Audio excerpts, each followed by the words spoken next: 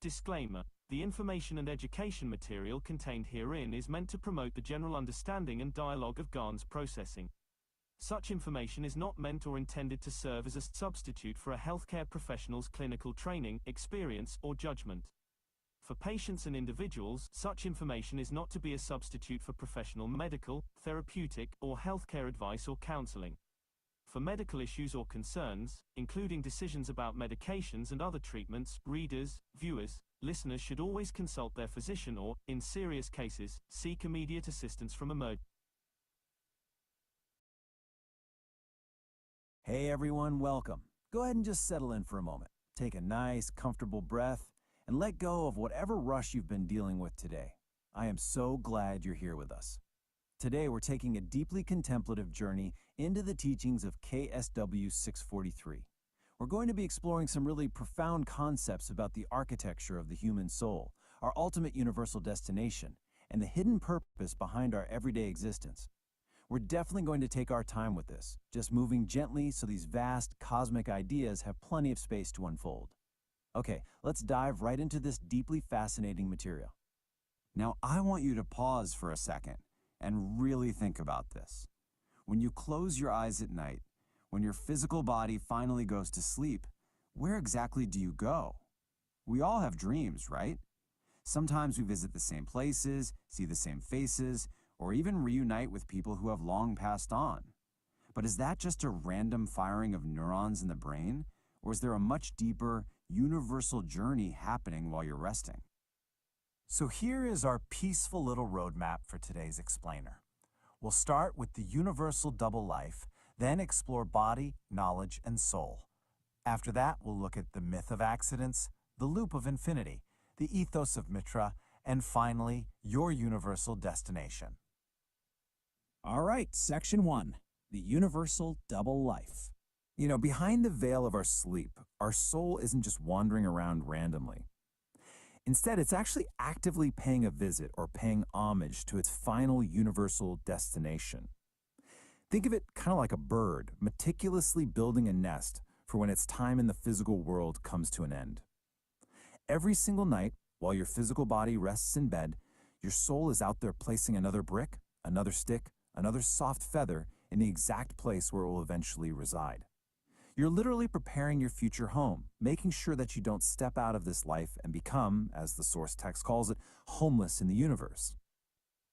Moving smoothly along to section 2, body, knowledge, and soul.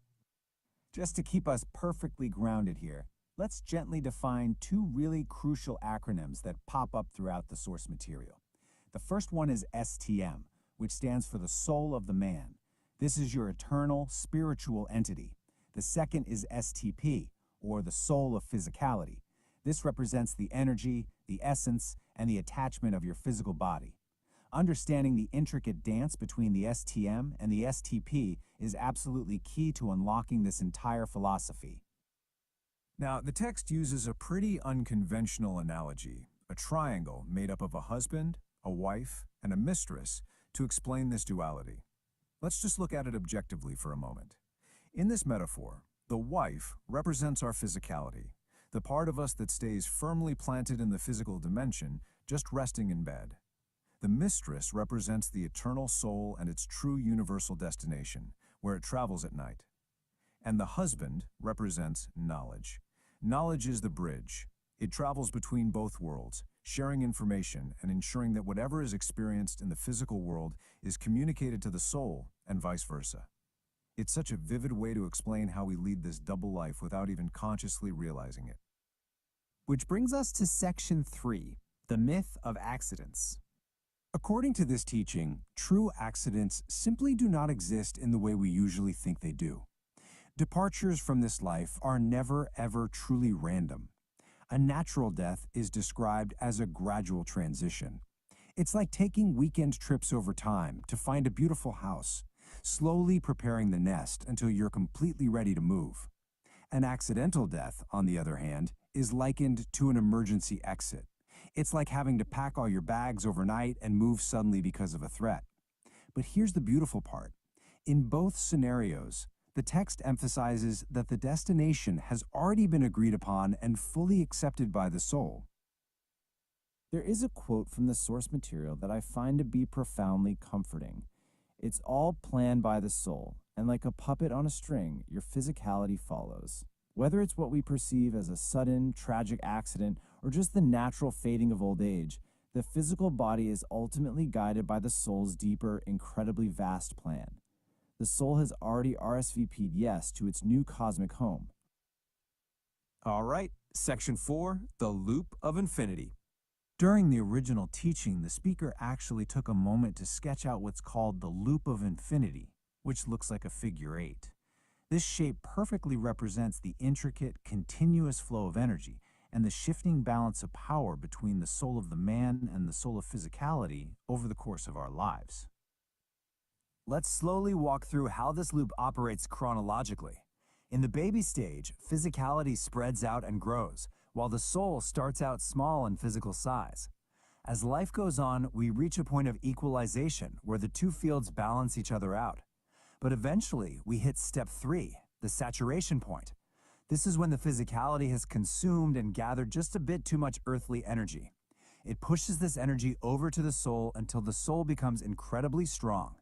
Strong enough, as step 4 shows, to finally depart its physical vessel and launch to its universal destiny, almost like a shooting star. And this whole process is governed by a beautifully simple concept called the law of plasma. It dictates that in the universe, it is strength that counts, not physical size. Even though the eternal soul might seem physically smaller or completely unseen compared to our tangible bodies, it acts as a dense, concentrated center of power. As the physical body lives and experiences things, it feeds strength into the soul, loading it up until it holds this immense, concentrated power capable of launching it to its final destination. Which leads to this absolutely staggering realization. Just like ancient reptiles have this natural instinct to shed their skin or consciously drop a tail to escape a threat, the teaching suggests that humans have a deeply buried, latent ability to consciously decide the exact time of our own soul's departure. We actually once had the ability to separate the physical from the spiritual smoothly, without any suffering, knowing precisely when our nest in the universe was fully ready for us. Section 5. The Ethos of Mitra. So, how do we get back to that? The answer provided in the source is breathtakingly simple, though definitely challenging in practice. It requires aligning our physical lives with what is called the ethos of Mitra. This basically means choosing to live completely without deception or lies. It means avoiding cheating, violence, and actively stopping ourselves from committing wrongs. By purifying our physical actions, we remove the static and all those heavy barriers. We align our physical body with our spiritual energy, using pure emotion as the ultimate cosmic catalyst to bridge the gap. The practical application of this pure emotion is so fascinating. When you purify your conduct and harness an emotion like deep, genuine love, you stop being a passive dreamer. You can actually master your dreams.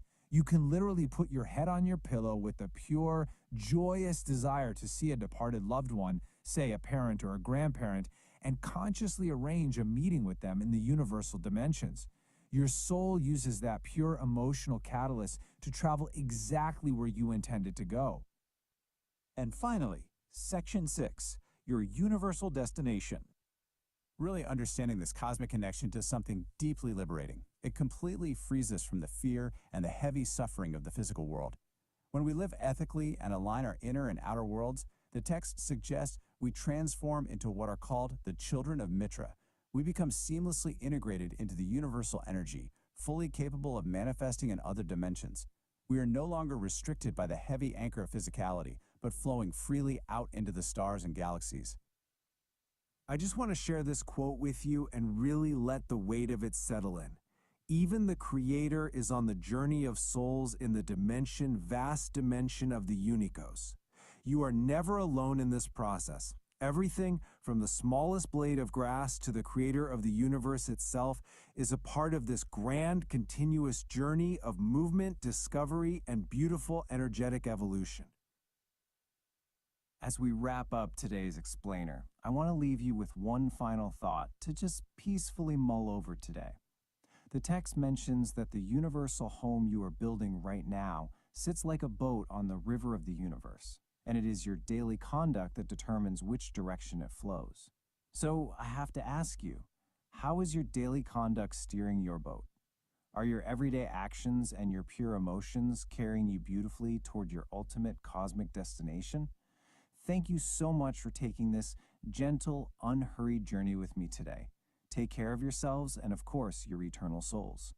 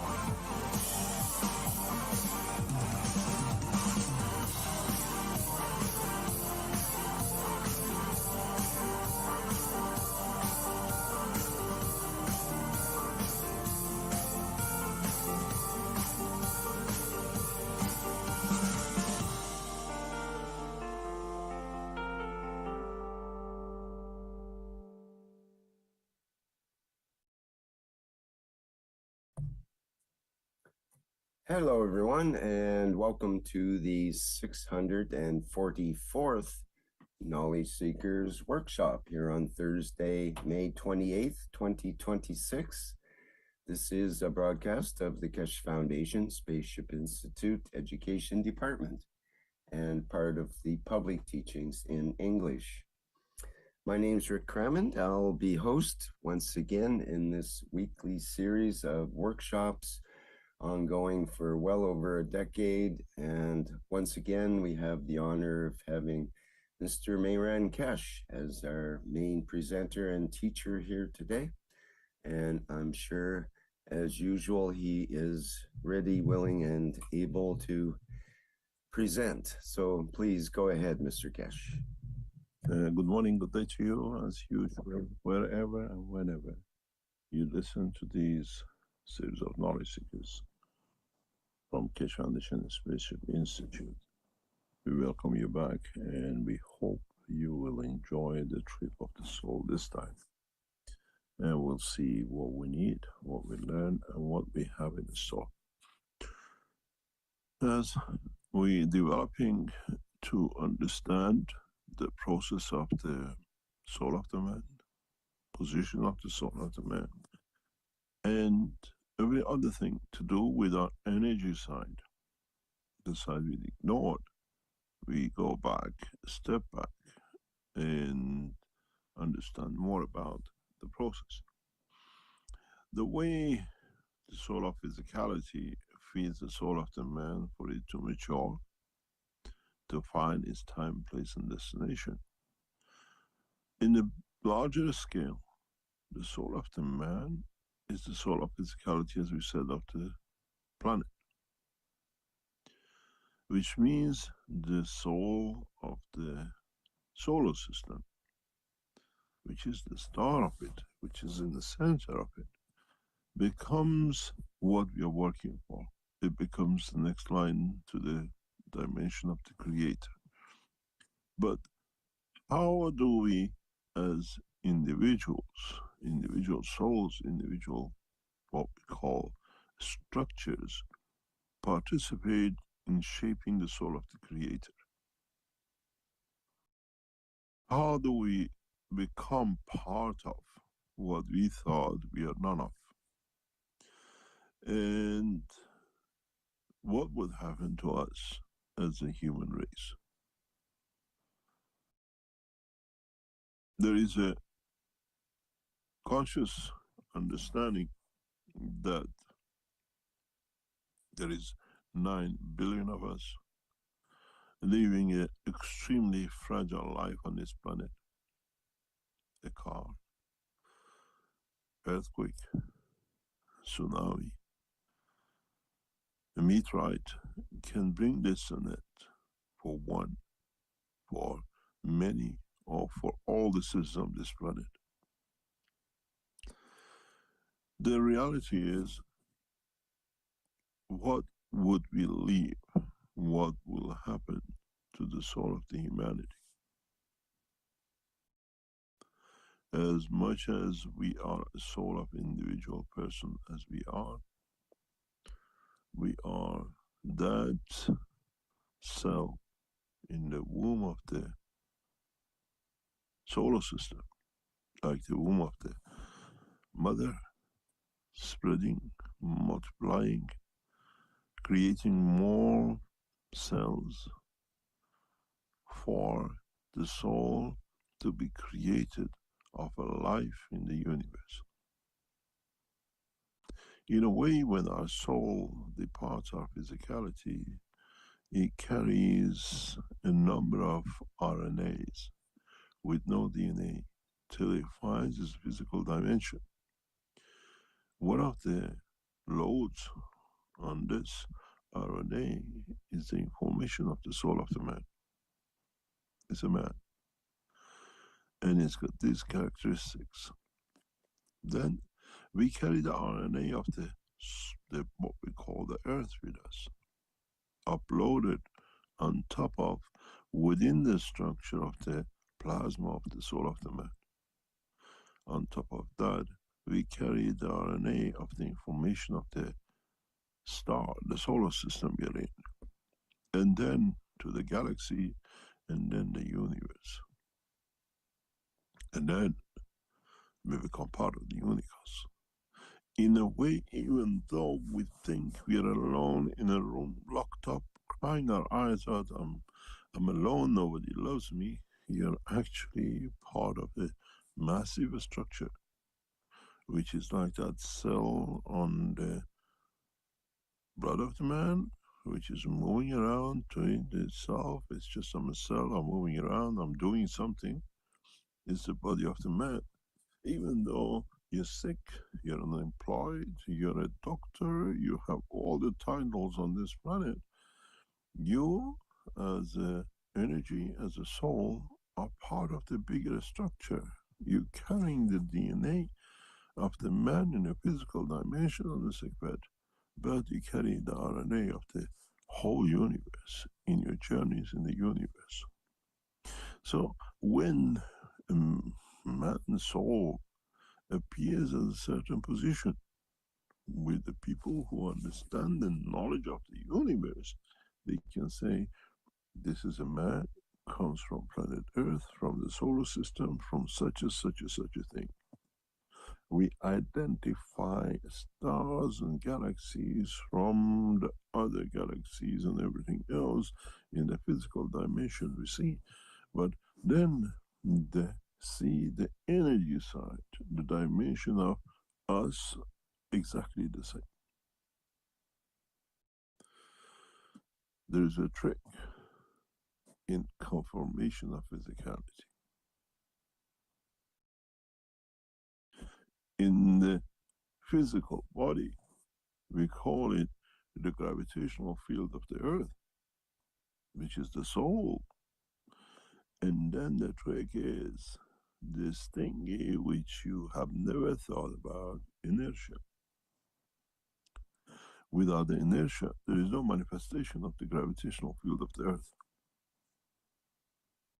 Without the soul of physicality, there is no manifestation of the soul of the man, and the same without the soul of the man, there is no manifestation of the planet and the rest of it.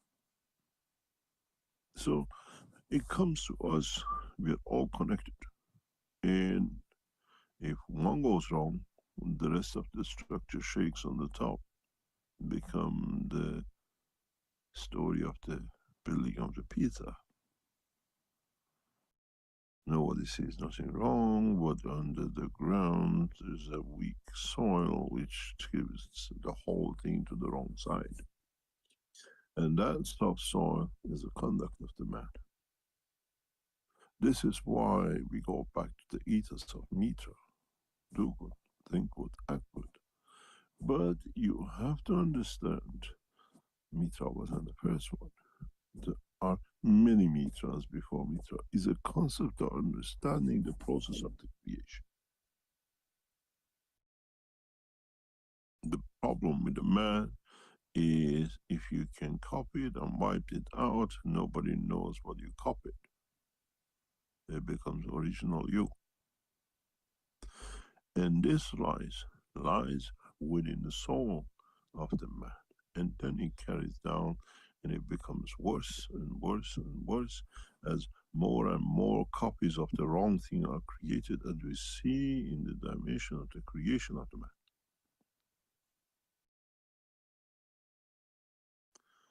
If you look, for example, in Christianity, the virgin birth and everything else, which goes with the 12 disciples and everything else, goes back to Mitra, and it goes back to the other one, and the other one, it goes back to 7,000 years.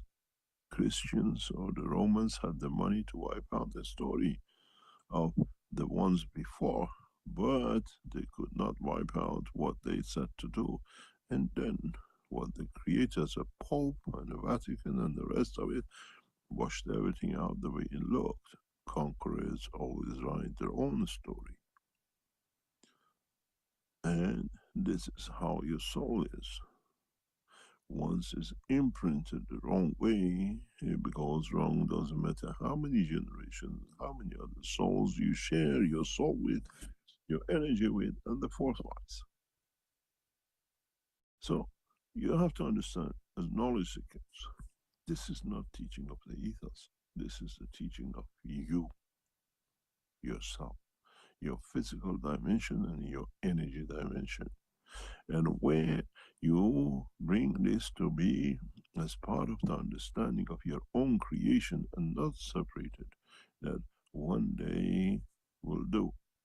I was talking just before the teaching with Rick, but I tell you another joke which is coming up, which is really funny, and is circling around. When are we going to see robot priests? Now, what can a robot teach about ethics? What soul does it carry for it to teach the human race about the Creator? Then you understand how fragile the life of the man is. Would our robots go to church? Would our robots pay to church? Or would the robots become the priest? I was talking to a very religious man in past 48 hours. We were passing the church, and I said, what are you going to do now with robots? How does the robot will take over? And what would be the belief of the man? At the moment, we import black priests from Africa to teach the white man in the white churches of Europe, as there is no enough white man left to become a priest. Would we employ robots which have no soul to teach the man as a priest in the churches of God. This is not a joke, this is a reality.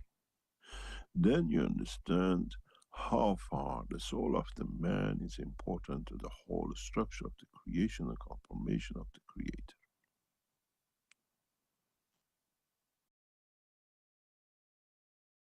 If mankind comes to understand how a soul of physicality is crucial, is that inertia for manifestation and confirmation of the soul of the man, which is the Creator within, then you understand how fragile is the structure of the existence in this planet, in this universe, and in the whole of the structure of the fallacies of the creation of a Creator that allows man to be frightened of, when in fact is the soul of him and is frightened of himself. This is what the priests keep away from you. This is what the mullahs keep away from you. This is why they're all scared of you realizing you've been robbed. You've been robbed of the essence of your creation, which is your energetic side. You call it the soul. By telling you, you deny this, then they can control you. And this is what has happened in the name of the religions. In the name of God, which they have no bearing in truth, because you are part of that God, you are part of that creation. Denying, always, don't forget, the abuser tells you it's your fault, that I'm abusing you. And this goes again down with the soul of the man fooling himself with his soul of physicality, and then allowing the religion to rub it off. Now you fooled yourself, let me fool you. When we are all thieves, nobody can say who's stealing from where. This is the structure that brings forth a new understanding. A new understanding in the structure of the life. We have to understand the true living, not the dimension of physicality, and understand how it's controlled through what we call the emotion, or from the interaction of two different levels of energy. In the world of physics, we call it potential difference, and it gives you whatever. It gives you electricity if you drop it from the top of the, what we call the fall to the bottom, and you collect its energy. In the world of other things, we call it kinetic energy, and we call it everything else. Then in the world of the man, we call it emotion. One higher point being the soul of the man, and one lower point being the soul of physicality of the man calls the spirit. And that creates the emotion. And then you understand how your hair stands up when the emotion gets in touch with the dimension of physicality through the interaction of understanding the field forces of the soul of the man and the soul of physicality. Next time when your hair stands up, go back to the soul and say, what have you done with my soul of physicality, that this has created this emotion and what we call this commotion of my body. In a way, if you understand it, the soul and that what we call the seed of the hair under your skin is the radar for the interaction of the emotion between the soul of the man and the soul of physicality of the man, and the fallout. This time it cannot create a mountain, it gets your hair risen and say, oh, look at the back of my hand, my hair is standing up. Next time this emotion does not have the strength of the frequency of the hair, but it has of the prostate. And what happened when the two emotion doesn't go? Voila, you create understanding in solidification to show yourself as the seed of your cancer. The same with the mother. And then now you understand how fragile the life of the man is. How the interaction of the fields of the, what we call the soul of the man and the soul of physicality of the man, leads to manifestation of emotion and dimension of physicality of the man. Even if man understands this in the dimension of the health. Then he understands that everything man gets himself entangled with, being this cancer, being it high blood pressure, being whatever manifests itself from the essence of the emotion, from the interaction of the dimension of the soul of the man with the soul of his. Then, in the term of science, if you go back in the teachings of the wellness in the past, with the sessions of the what we call wellness applications, then you understand how man behaves, even emotionally, when the field of the soul of the earth interacts with the soul of the man, and it drives man crazy. It drives man into a dimension of not understanding. But at the same time, if you understood this, you understand the concepts of where we know that the interaction of the energies of the soul of the man with the solar system leads to the creation of the energy at the strength that it touches the soul of the man and the dimension of physicality of the man. But this time, this energy transfers through what we call 95% weight of the man, which is that hydrogen, and oxygen, we call it the liquid of the water.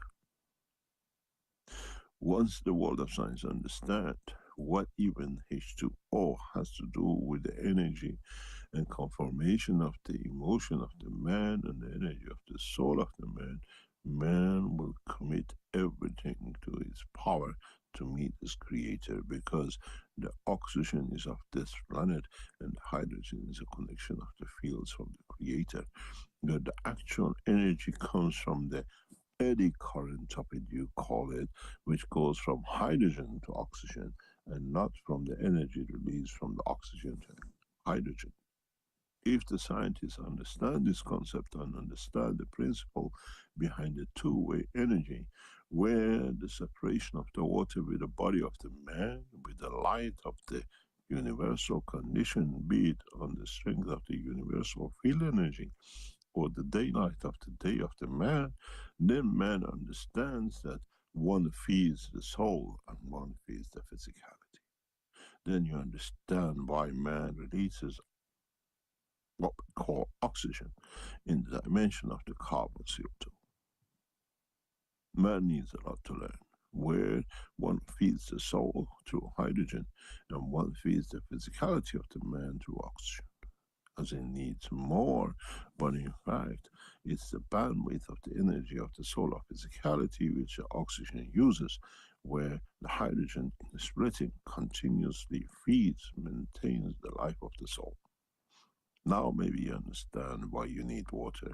Now maybe you understand why you breathe that air to create the connection to feed both. Where the dimension of the what you call energy division of the soul of the man and the soul of physicality of man creates the inertia of the physicality of the man in manifestation of itself, and the dimension of emotion in the dimension of the soul of the man. Now, maybe as knowledge seekers, you come to understand how fragile your life is, how and why you're so dependent on that water. Don't get water, you die. Don't breathe the air, you die, because one needs to divide and feed the soul and the physicality. And one literally just needs to tinkle and tinkle with the vibration of the heart of the man and what we call the understanding of the frequency of the soul of the man. One day mankind will understand this knowledge, and once man understands this, he will not trouble, he transmutes, because he decides which energy he gives to encourage the what we call the movement of the energy of the soul. If you ask yourself a single question, what feeds my soul when it leaves this planet? There is no oxygen in the universe for it to breathe, except connection to the line of the hydrogen of the creator, and the communication light connection with the dimension of its physicality, which comes through carbon 14, 16, 8, and 6. I made man in the image of myself, because man is my image. is my manifestation through my emotion. This is why I created man through the love of the Mitra. The love of Mitra is the emotion of the creation and not the physicality that man is attached to it. One day I'll teach you how to create both at the same time, but man needs to understand why water, life, is part of its connection. And this is the same anywhere in the universe. Without dimension of the hydrogen, man has no life, does not exist, does not connect, and it's impossible to exist as a conformation of the plasma in the universe. Those who reach that point, they become what we call the fields in motion, the energy of the universe, and the creation of what we call the next cycle of manifestation and confirmation of the creation.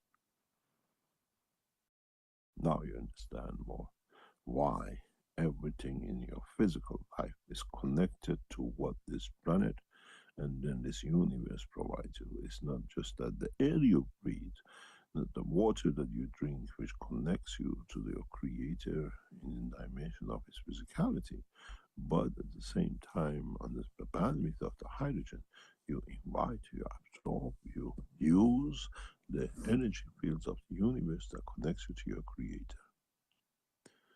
Now you understand how man has been, as usual, so involved in the confirmation of physicality and forgetting about the dimension of his energy fields, which is the creator and the feeder of itself to the soul of the man.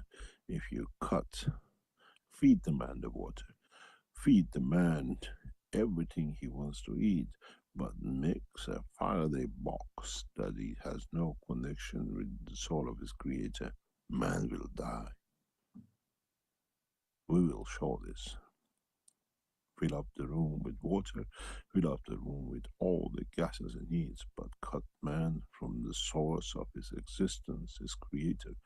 In the Faraday of the life of the man will die. He cannot survive because he has no string which attaches it to his creator. Isolation of the soul is the worst punishment to the life of the man in the dimension of physicality. Doesn't become soulless, it becomes non-existent. It cannot even manifest itself. One day we show this to those who commit crimes, those who do what they're not supposed to do, build their own Faraday cage. One day you will understand how, and one day we'll show how man has come to the point of looking at the dimension of physicality and has never feared. And actually, the worst noose around his neck is that dimension of hydrogen to his creator, and that dimension of the air he breathed on this.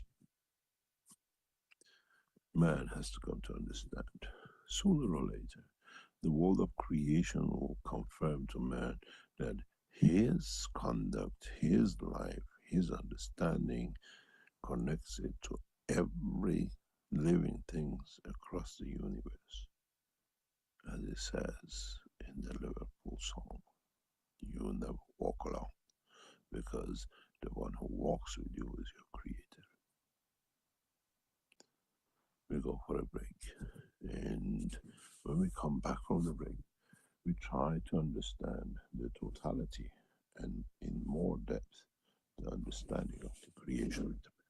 Then you understand why we start feeding you with the energies of the universe and not material condition of the physicality of the man. Rick, can you take us for a break? Because I think your guys got a lot of shock in their system. They understood the true teaching today. Okay, thank you, Mr. Kesh. Thank you. We have a special video to play for our break here, and having to do with the Chinese agriculture.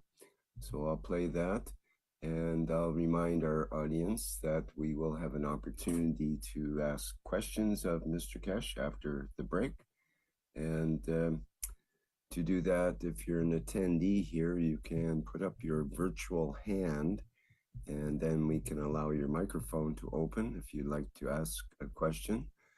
Otherwise, you can text questions into the webinar chat or into the Q&A in the Zoom here, or into the chat in the YouTube. And I just add something here. What you're about to see is the confirmation of the Keshe Foundation technology at the level which is today and expanding in the space city. You see different dimensions how Keshe Foundation has grown and is becoming. And for the time being, we just show you what is developed and what is owned by Keshe Foundation and the operation. What you see is done by knowledge seekers and the workforce in China. At the end, and on the other channel, you will be given the link where you can buy the products only in China, because you have to have the facilities. We cannot export these products out of China yet. But you see where the future is and what Keshe Foundation today is. It's not those little things. It's what it's become. It's becoming the center of the knowledge in the most advanced way in the space technology. I hope you enjoy. Go ahead, please.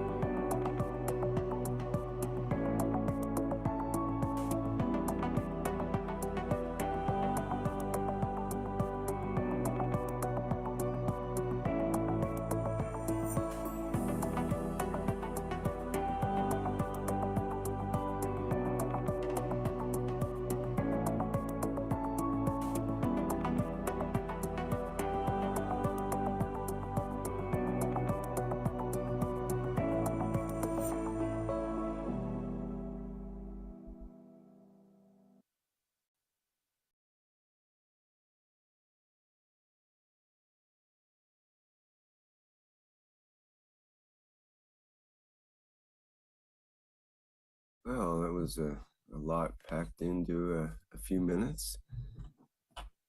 Very exciting development.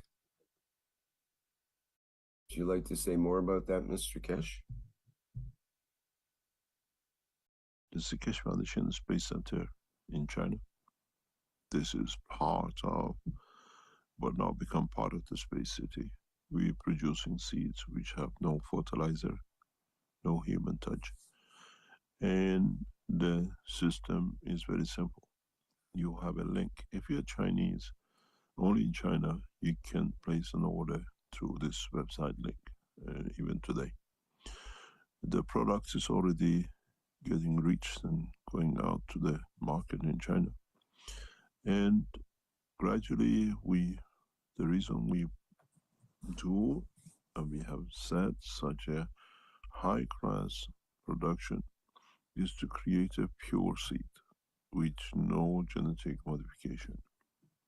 If you're a Chinese, you can take a picture and order on your WeChats and on the Alibaba line directly for your deliveries.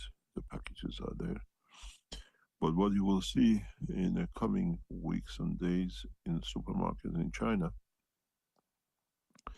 you go to shops in supermarkets, you have normal product and especially rated, highly priced bio product.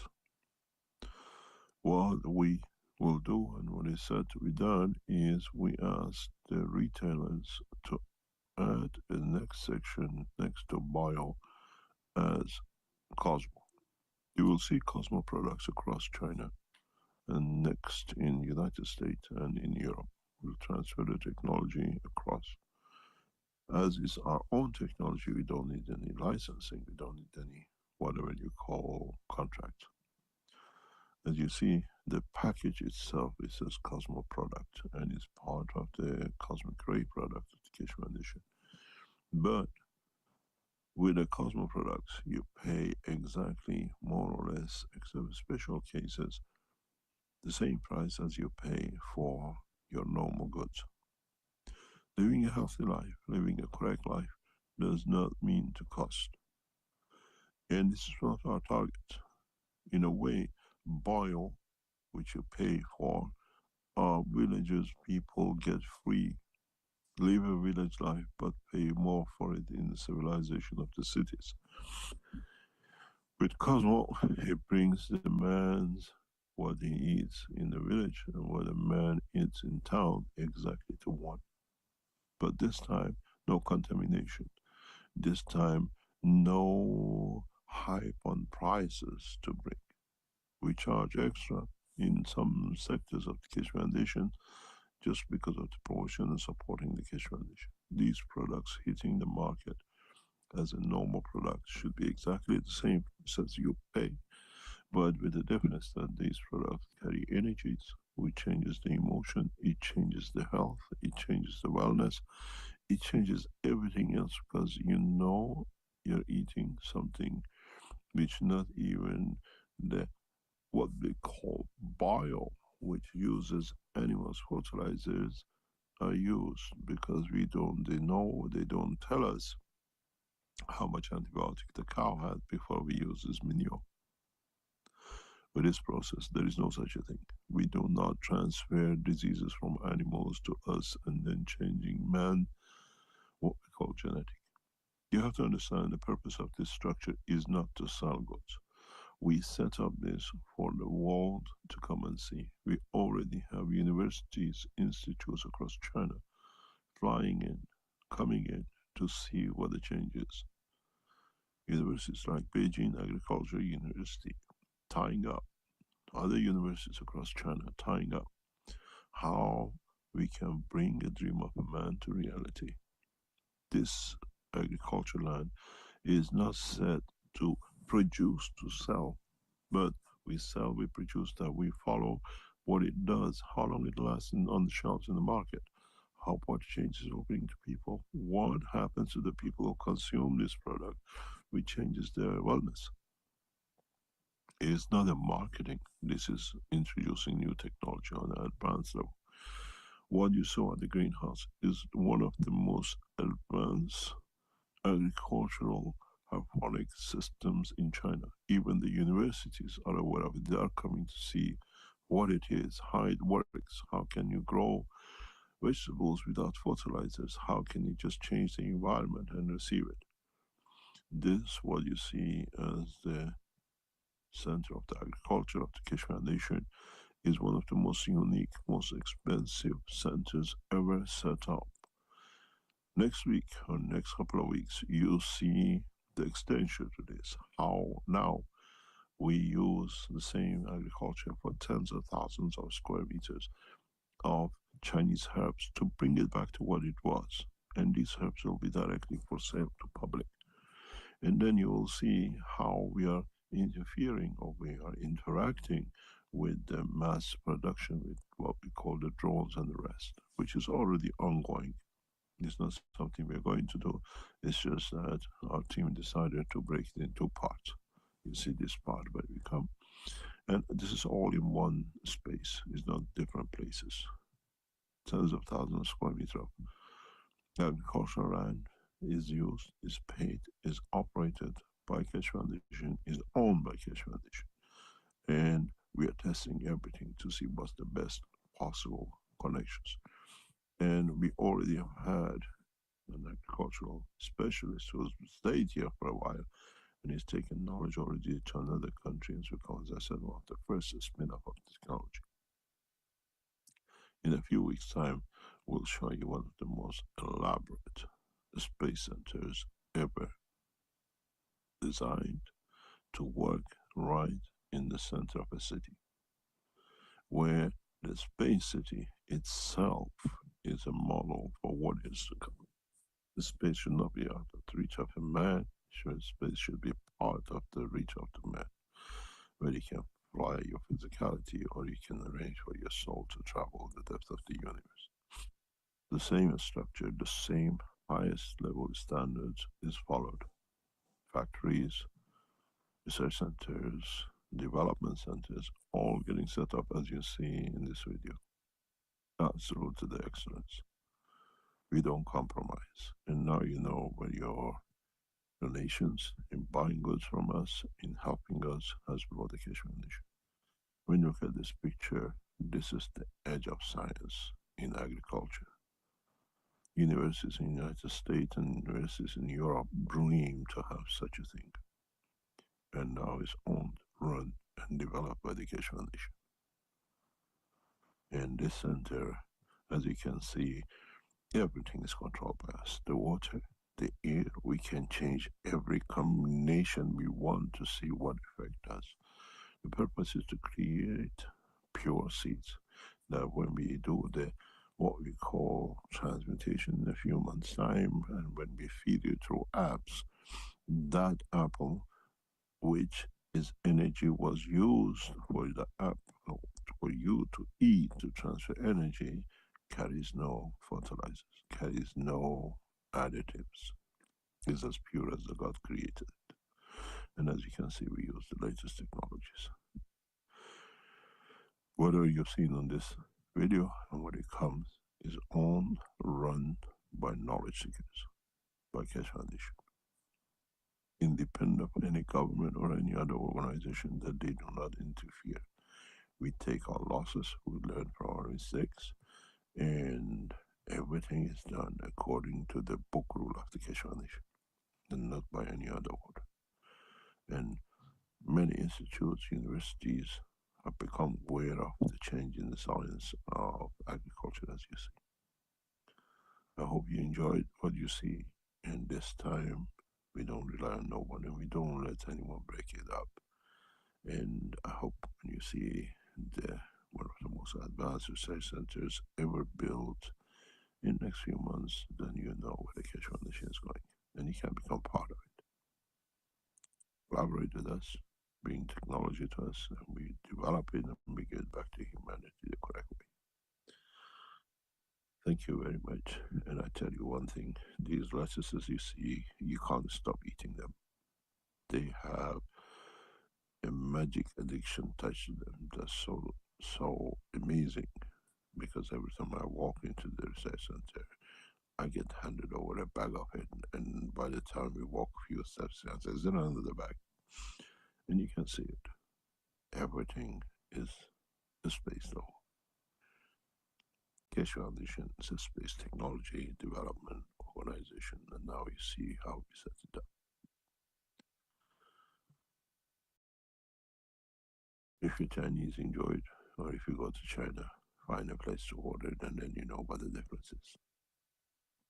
In the very near future, this will be developed and marketed the same way through market corporation, Keshe Foundation, and our arm in Austria through the Keshe Foundation sales office. Any questions? Well, a question comes to my mind, Mr. Keshe, which is, can a man exist on lettuce alone? More or less, yes. We can change it to anything you like.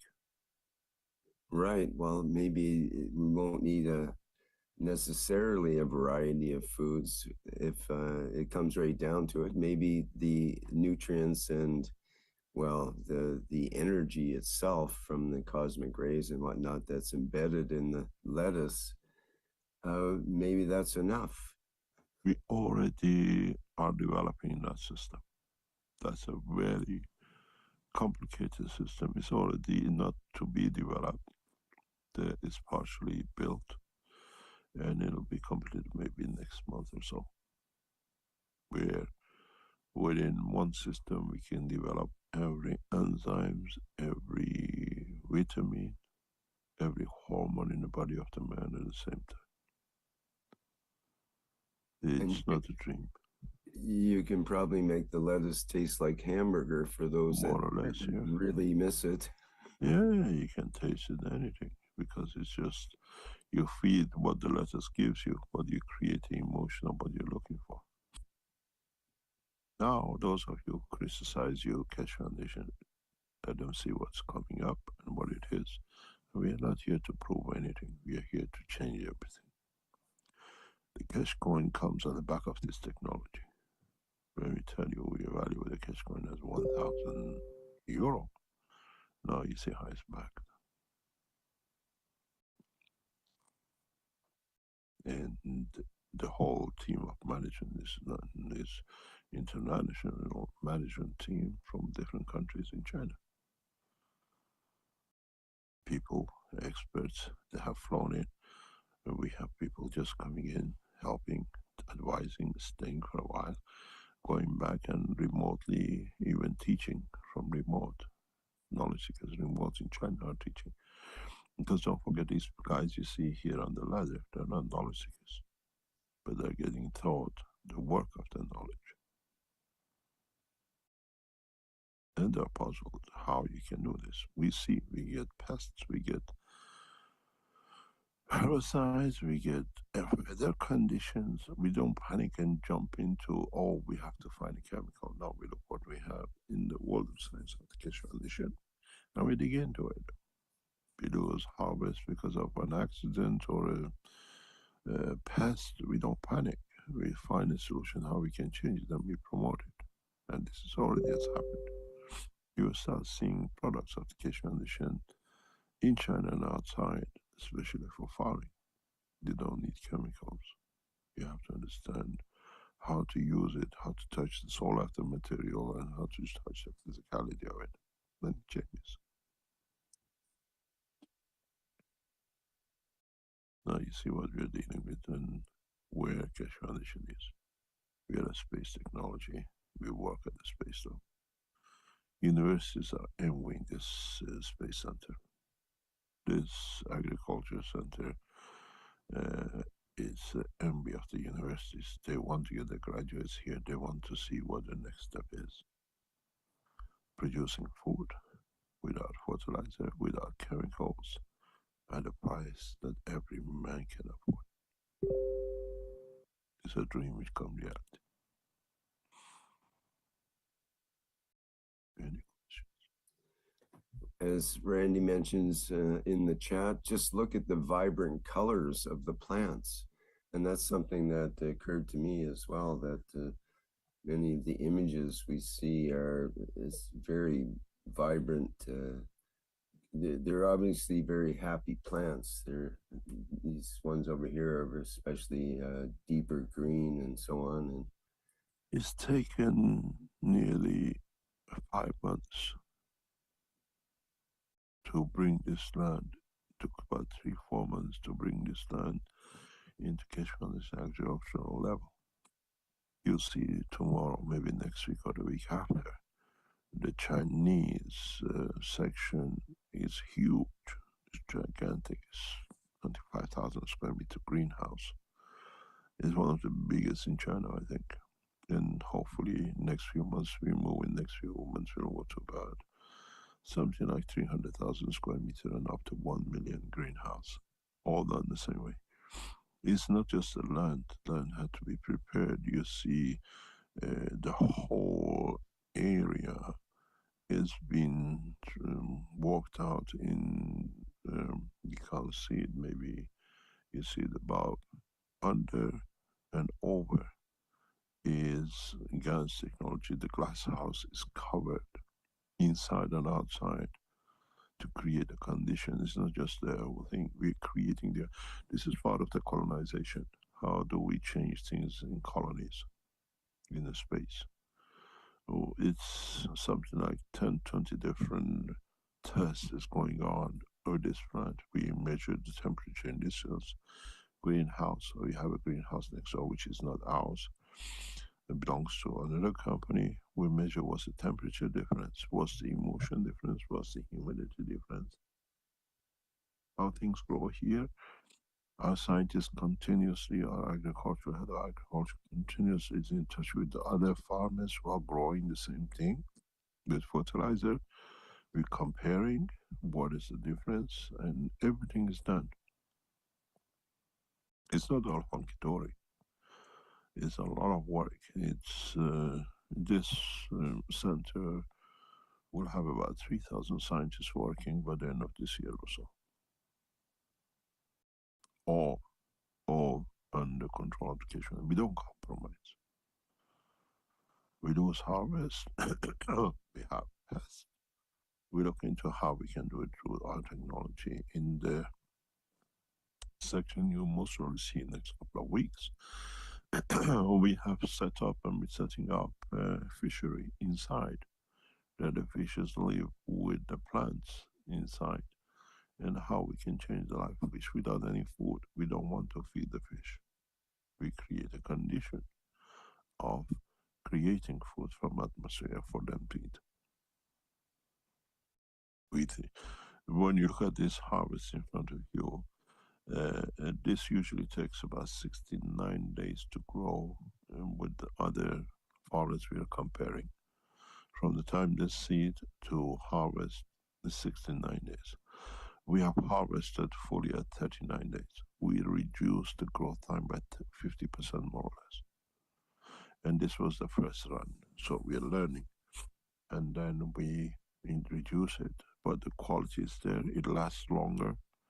We look at how these people working on it, how psychologically they change. Do they sign for off being sick?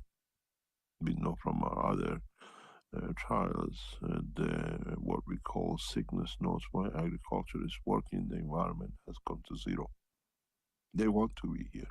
It's just they get addicted to the environment. They enjoy working. We are monitoring everything. And as you see, this was something left for years. No organizations like to work in these greenhouses. It has huge problems. And we took the challenge, and we have proven to be correct. These are European greenhouses and do not work in China. And they put hundreds of thousands of them. In one area is about a third of a million. Nobody wants to be in it because they cannot handle it. Winter needs a lot of heat, summer is a lot of cool. And you can see in the summer now, in the heat of the thing we are cultivating. And we learn from the failures and we learn from the success, but it's not matter. We just want to transfer the technology to worldwide. no fertilizer, pesticide, no herbicide. And the results coming from other countries' research is amazing. We'll show it very soon. Technology used, and it all decentralized in China, because every facility is provided, and we have a beautiful management. The CEOs of the Keshe Foundation are amazing what they're doing in China. It's not individual anymore, it's a team, and it's a team of international team scientists. Some of you know, you edited these videos, some of you have decided what goes in this, you've been there. Everything is the science behind it done by knowledge seekers, and then literally the people who work there gradually convert into it because they can see the change. Once you see this research center, you'll be shocked. The world leaders will come to see what is bringing them to change. It'll change their governments.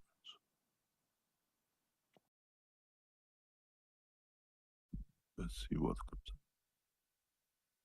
Showing by doing. Very good, Mr. Keshe. We have to show the way it's there. It's not the talk. We tried in different countries. Now we've closed all operations, all concentrated in one area. We have a full support of the local area. We have huge support in the background from CPC, who is supporting us in the background extremely high. But it comes down, they just show themselves as the local area working. These are part of the structure of 10 years of work in China. We did have a question about what is the Chinese government reaction to these factories? And will this expand to the meat industry and eggs and beef and so on? Right, yes, we touched the fish. We have to produce a food, and you will see next week. We are producing, we are taking part in section where we are comparing in the same, it's just a few meters away from these buildings. They're all concentrated in one site, where they have cultivated 10,000 square meter of land with wheat, and they've grown it for over 100 days. And now we have taken for the last 40, 50 days, a third of the section using Keshe technology.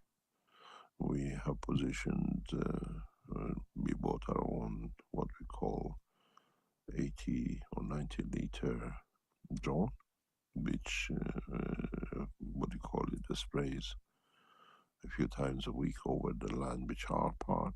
And then when the harvest time comes, we compare our harvest with their harvest, which is two ends of the same farm. We asked we actually, when we bought the drone, we had to send our employees to learn how to use the drone to be there. And most probably next week or so, you will see we developed a technology that the drone attaches or sits on the platform, which is made by Keshe Foundation, producing ganses on the spot, or gans waters on the spot, that everything is remote. You can place it in the middle of the nowhere, and the drone lands, feeds itself gradually, and then sprays and come back and reloads itself. You'll see this, it's already completed, and it should be in position. You'll see it next week or so. Everything is done to make the need for an excuse that is too hard to think all to be taken away. The technology has to be at the reach of every farmer, and our target is very simple in China, why we are concentrating. And this technology, maybe in the next 2 years, it will be one of the leading technologies in China, as we know what it is. In China, there are over 30 million farmers, only have 2,000 square meters to live on. That's all they have.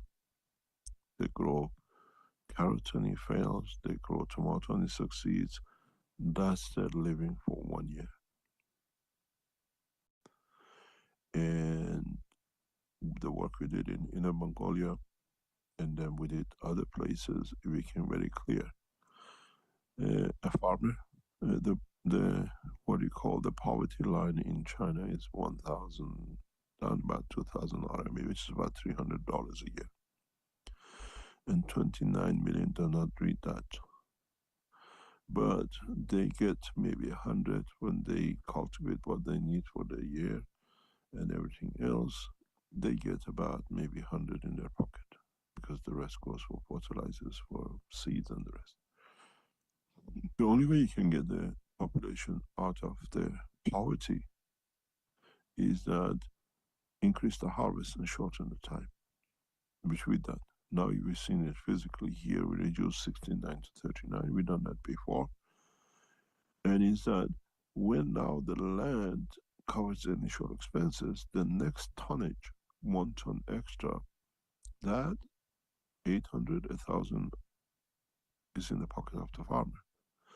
We don't need to do much to move 29 million out of poverty line to livable lifetime.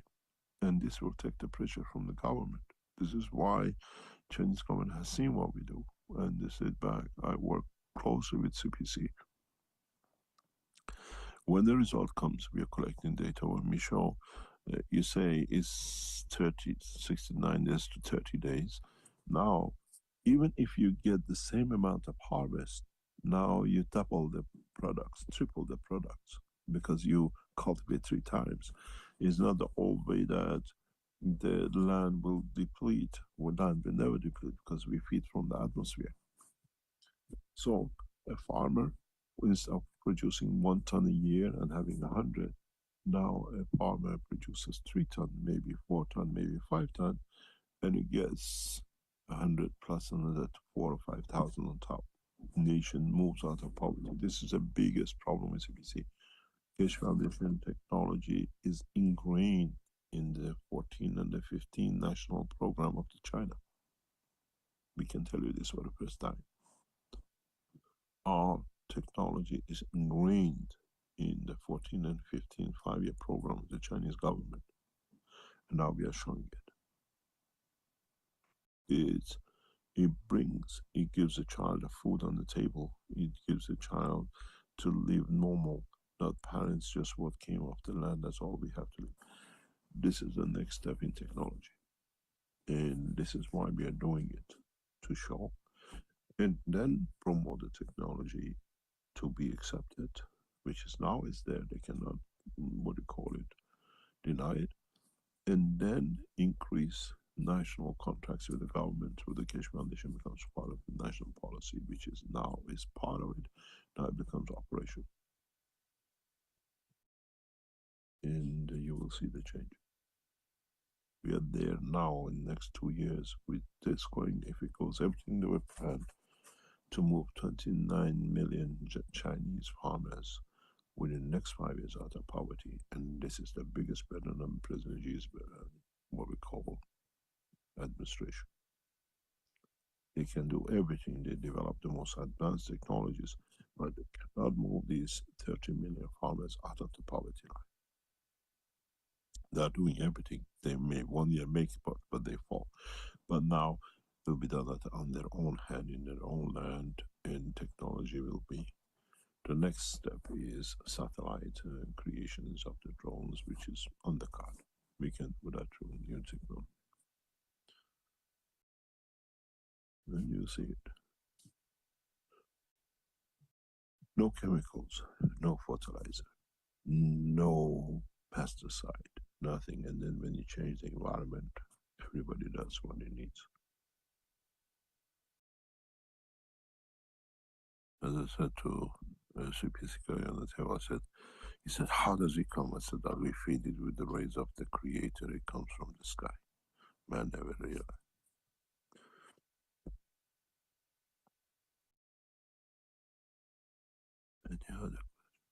Well, we have a couple of hands up here, but before we get to them, let me ask a couple of questions regarding this program. From Elizabeth, who says, thank you for the amazing work. Are they grown using plasma aquaponics, or are some also grown in soil? Like, You saw the second part is the soil, and this one is with the water.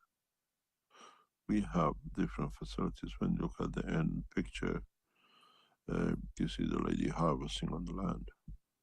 So the greenhouse ones are in soil. Yes. But the other ones are under artificial light. We had a question: is it LED or fluorescent? It's all done. It's set up. It's LED. We control everything there. But that plant still needs a lot of work. It's just coming online fully in next few weeks because it's a test area. The hydroponic one is very what do you call extensively under observation. What we do, what we cannot do.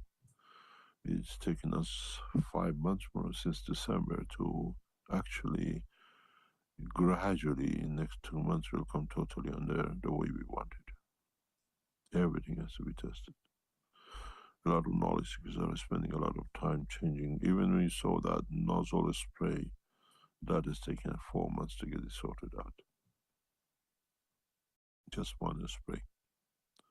To be exactly where it is, it does what it does. And it's a very complicated system, This is not a very simple, but allows us to test in space level when we create the domes. Here you see the operation in the greenhouse. We create a dome. We have an environment, we locked environment. We spray inside and outside with drones. And then we see how it changes since we sprayed, which and what changes, what animals move in, what we do with the pests, what we do with the herbicide, and everything is monitored.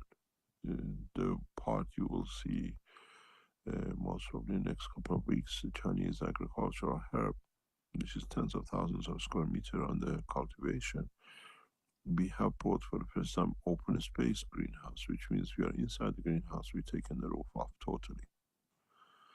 And then we see, like in China in the past few weeks, has been one of the biggest floods. Our greenhouse is literally swimming. We see what comes up, how the problems of flood can be. Does the farmer needs to lose harvest because it was a flood?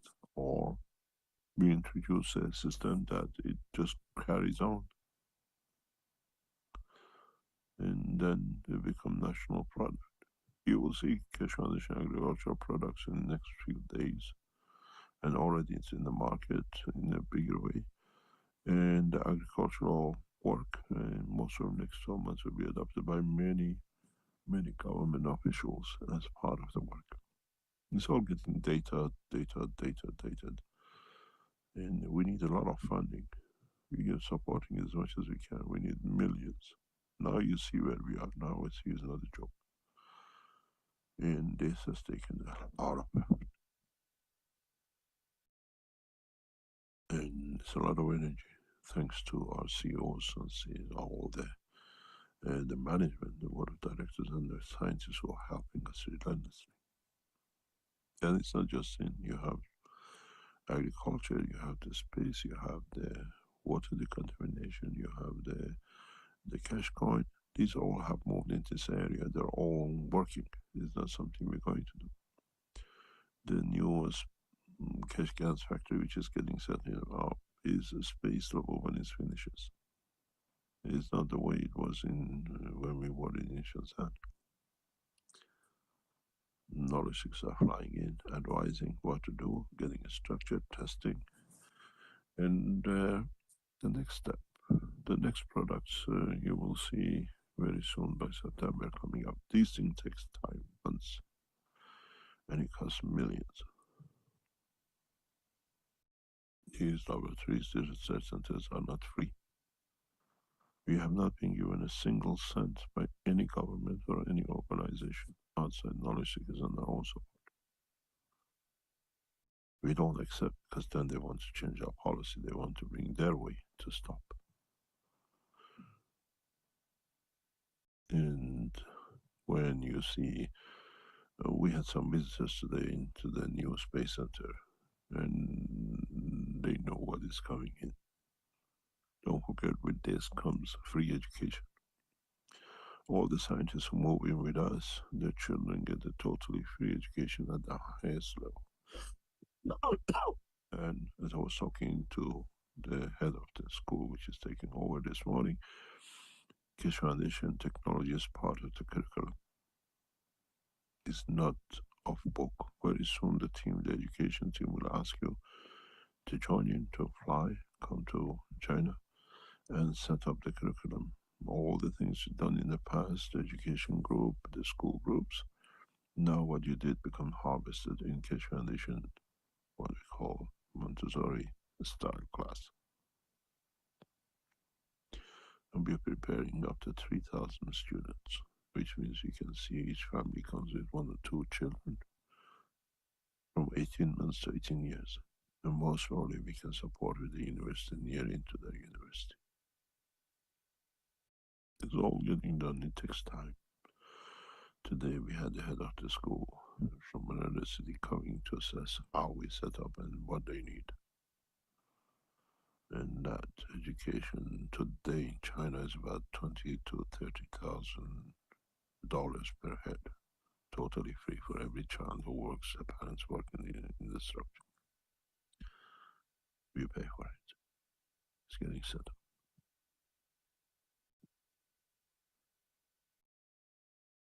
Any other question? All right, thank you. We have 3 hands up now. So let's go in order. I believe it's Filippo. If you could start off, please. Yes, good morning, everybody. Good morning, Mr. Keshe. Good morning.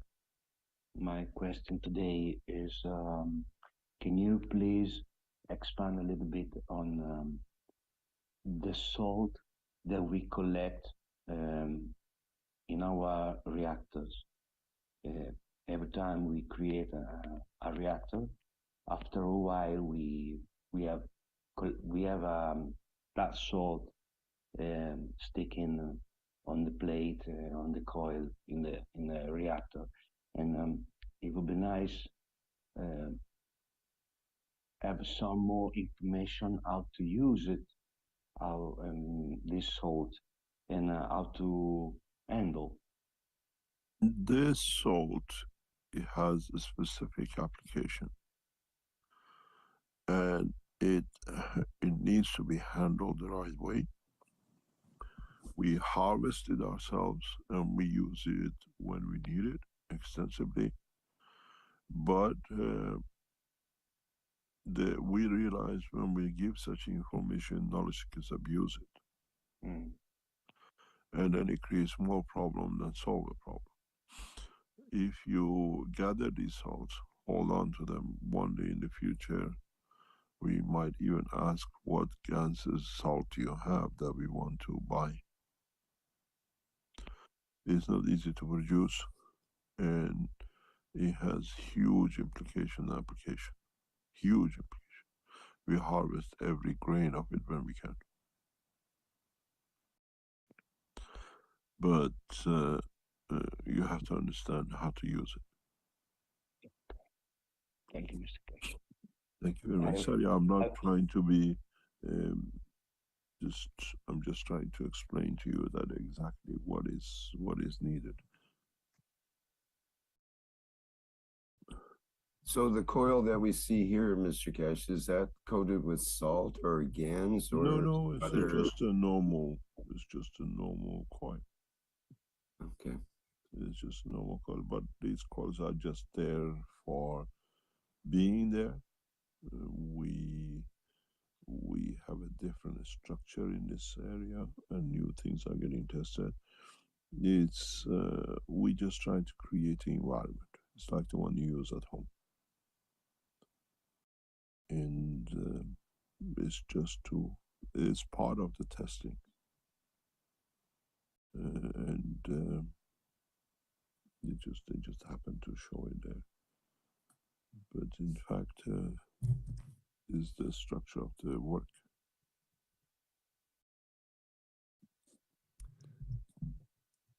Okay, we have another hand up here with Antonio. Would you like to go ahead, please? Yeah. Thank you, Rick. Thank you, Mr. Kesh.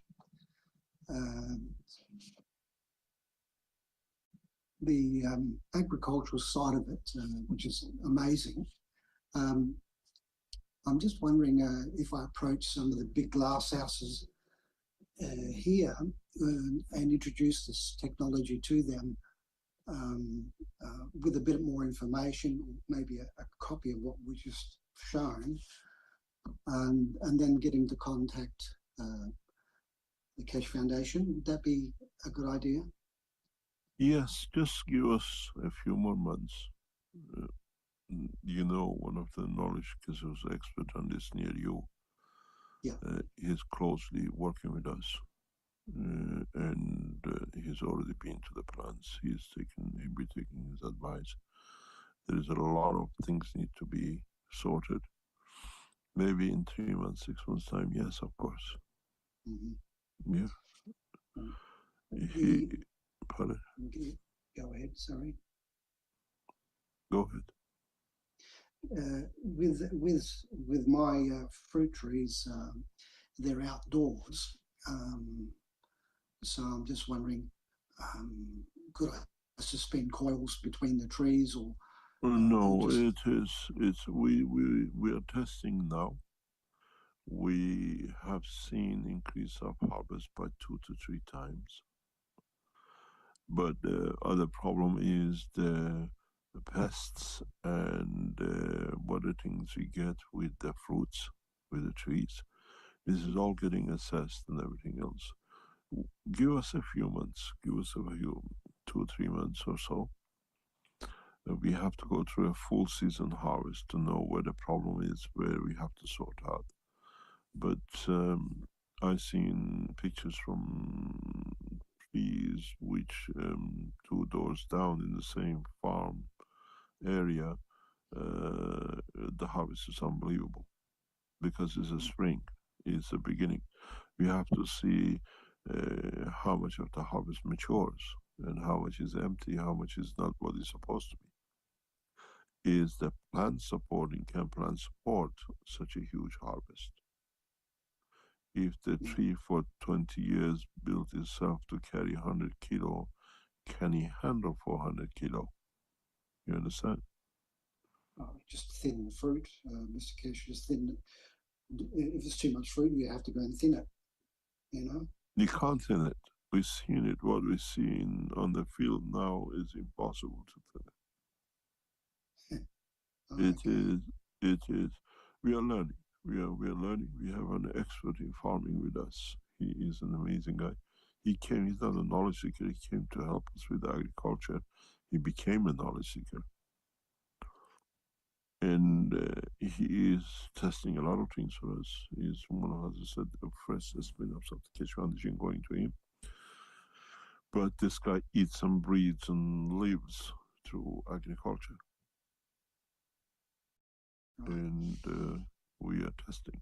We are testing, and give us a year. We have to see. It's very easy, and you have to understand. While we test, we give these things to the farmers, and they test their way, but they don't tell us. And then we only get to know when they run into problem. And it's happened to us many times with agriculture. We showed in Mongolia we can increase the harvest 2 or 3 times. Then we went on 100,000 square meter land. The agricultural committee on this land, they told us they don't want us to interfere. They just want the material, and Xiaojun went there and gave them the material, helped them or whatever, and then they took it somewhere else and they did the thing they want to do. They learned what to do. Then when it came to the summer, just before harvest time, we had them shouting and crying. What is going on? This thing is something wrong with it. We had a hurricane-like things. No farm around us has touched as such, but all our wheat and harvest is on the ground. I said, why? What happened? We don't know. It's just that what these clever people did is in China. It was in China. They took our gases and they brought their own scientists to innovate and try different things with it. They looked at it as a water, as a fertilizer. They never understood this is a field system.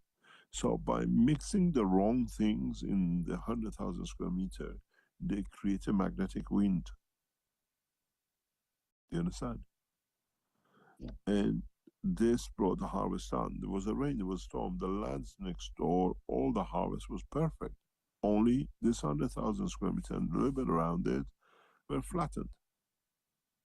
Because these clever people, they mixed the gases and they don't understand this is a field work. It creates its own wind, and they created the wind and flattened their own harvest. I told them just wait 7 days. The wheat will stand up. They said no, it's impossible. When it goes, it breaks. 7 days later, it stood up. Mm-hmm. You understand? Yeah, yeah. So we have to learn, because it's the field forces which brings it up. And we have to learn a lot. We are at the beginning. Now we are structured in one of the most advanced, one of the most advanced research center in agriculture in the hydroponic is what you see at, and it's owned by Keshe Foundation. To build such a center outside Europe, you're looking at $10-20 million. We are given a gift and we use a gift, and we try to understand it. You don't see a space research center at this level anywhere on this planet except in China and in the hand of the Keshe Foundation. I've been to universities. I went to Beijing University Greenhouse. It's a Mickey Mouse, one level. They put it in a container that doesn't get contaminated. They come here, they go crazy. It's, if you look at it, it's 16 rows, and each one is double-sided. That makes it 32. And each row is 8 levels up.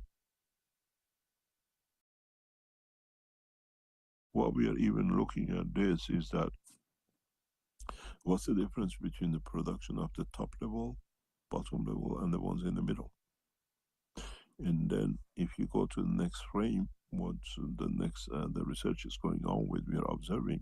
If you go to the frame where you see the inside, yeah. Now we are considering, we are actually not considering testing, that we are monitoring the one on the right, let's say it's the one near the mirror, the windows. How much the harvest is that?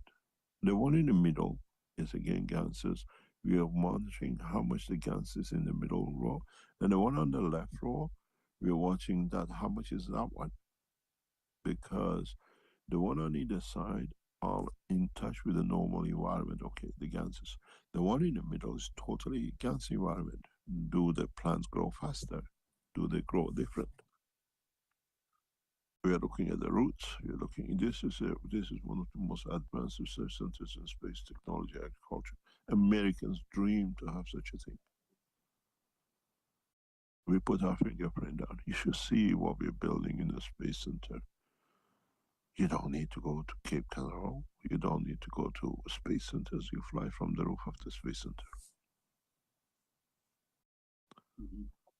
And we have that opportunity, and thanks to those who are behind us, those who are supporting us, this is what is delivered. We don't waste a penny. We need millions to stay independent, but the good thing is now, in next 6 months, year, the agriculture and other parts will start paying for the research to expand. We sell these products. They start bringing income. They start. And when you work at this scale, it brings enough in 6 months, 12 months to support millions of research. And this is one of many projects which is ongoing in the space city. We decided to show the agriculture first. Then you will see the wellness center, the space center, everything, the manufacturing. The only thing which we will never open up is our production. We use very secret, very highly classified, confidential techniques we will develop ourselves, which would never be revealed. It's part of control of the system technology. So could I sell my fruit as plasmatic fruit? Yes, you sell it as Cosmo. We give this license as a Cosmo product. Cosmo. Yeah, it's because we use cosmic rays, and it's easier because you have bio. Now we have bio is what it comes biologically. This comes from cosmos rays, a cosmic ray. We call it a Cosmo product. Cosmo. Okay. Yeah. Yeah, but you get a certificate from us that this is what you say. We gradually become authority in this in China and then around the world, and this is another part of certification in the future. So to be a Cosmos grower, you would have to use a combination of GANs. I'm using the 1 cup, 1 life, but also no, it's much deeper.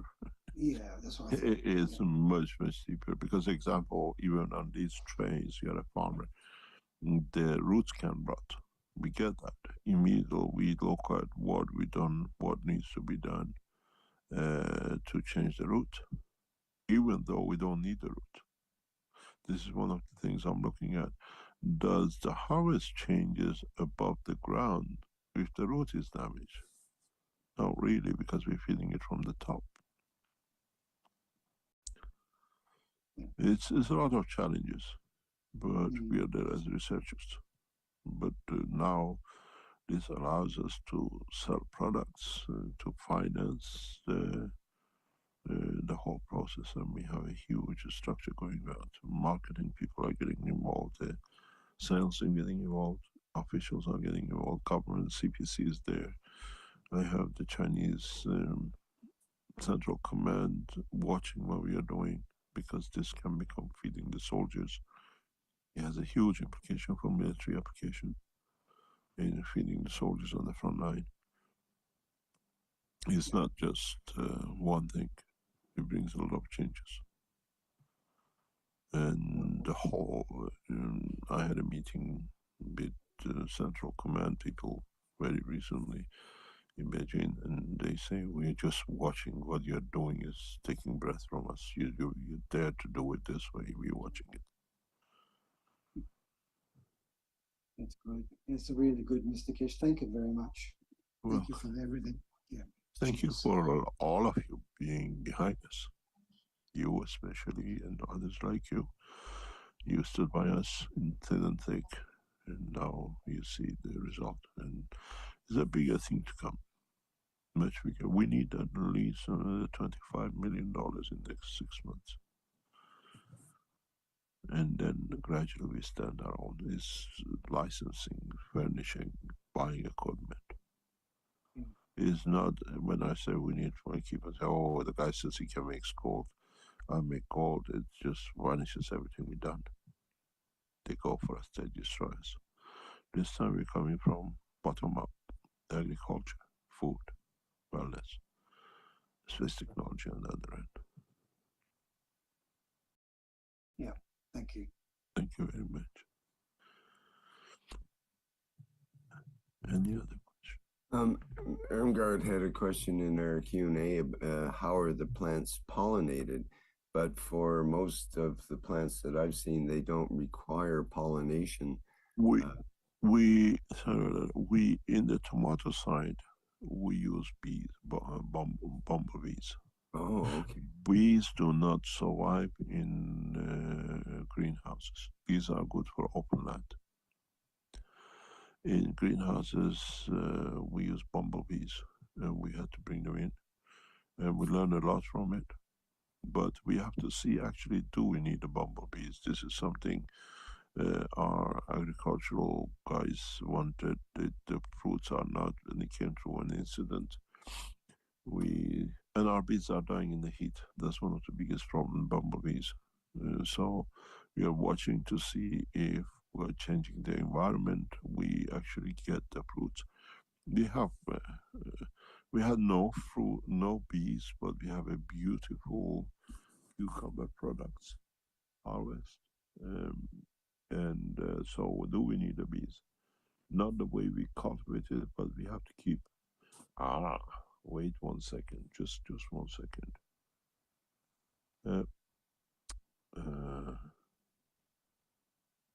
Let me see. This is a picture which has just come in from us agricultural center. I say it's easier for me to send them to you than you. What do you call it? Than me doing it.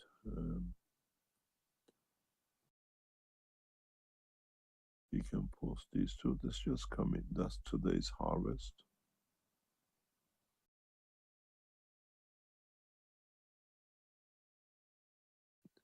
I have a. Where are you, Rick?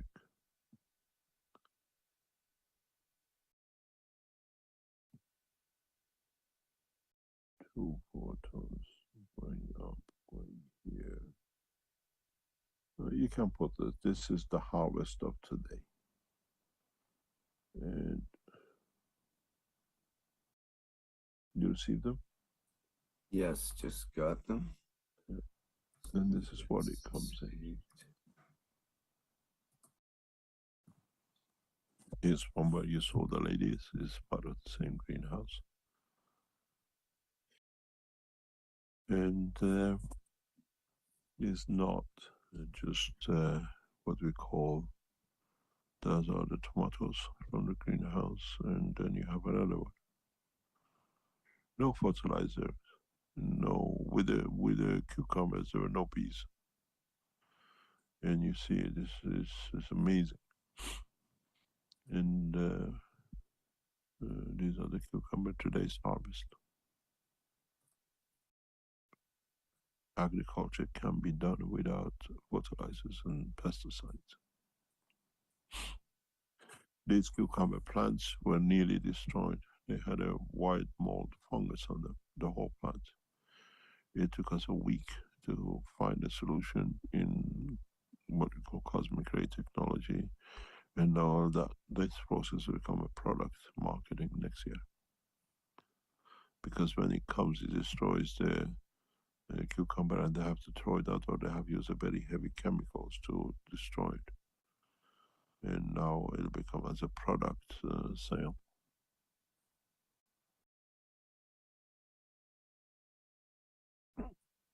If you're Chinese, go on the website. These are all for sale.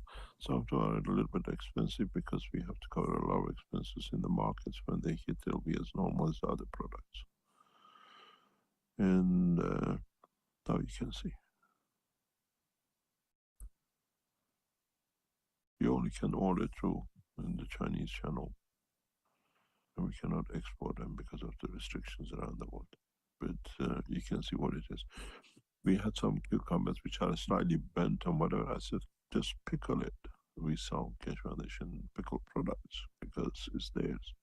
We don't need to bury it and dump it or destroy it. So you'll have a new saying, pick a peck of pickled plasma products? Pickled plasma pickles. This is what it is. So you see the harvest in China, this will go extensively. It's just that it costs a lot of energy. And it's beautiful what you see. Literally harvest pictures, and around the world you can see what is there. And we want to see how long these tomato plants will harvest, because in some of the Chinese greenhouses, they do these fancy tomatoes. They last about 6 months. We want to see, can we go around the year, because we saw it in the snow in Iran, we still could harvest tomatoes. Be ongoing.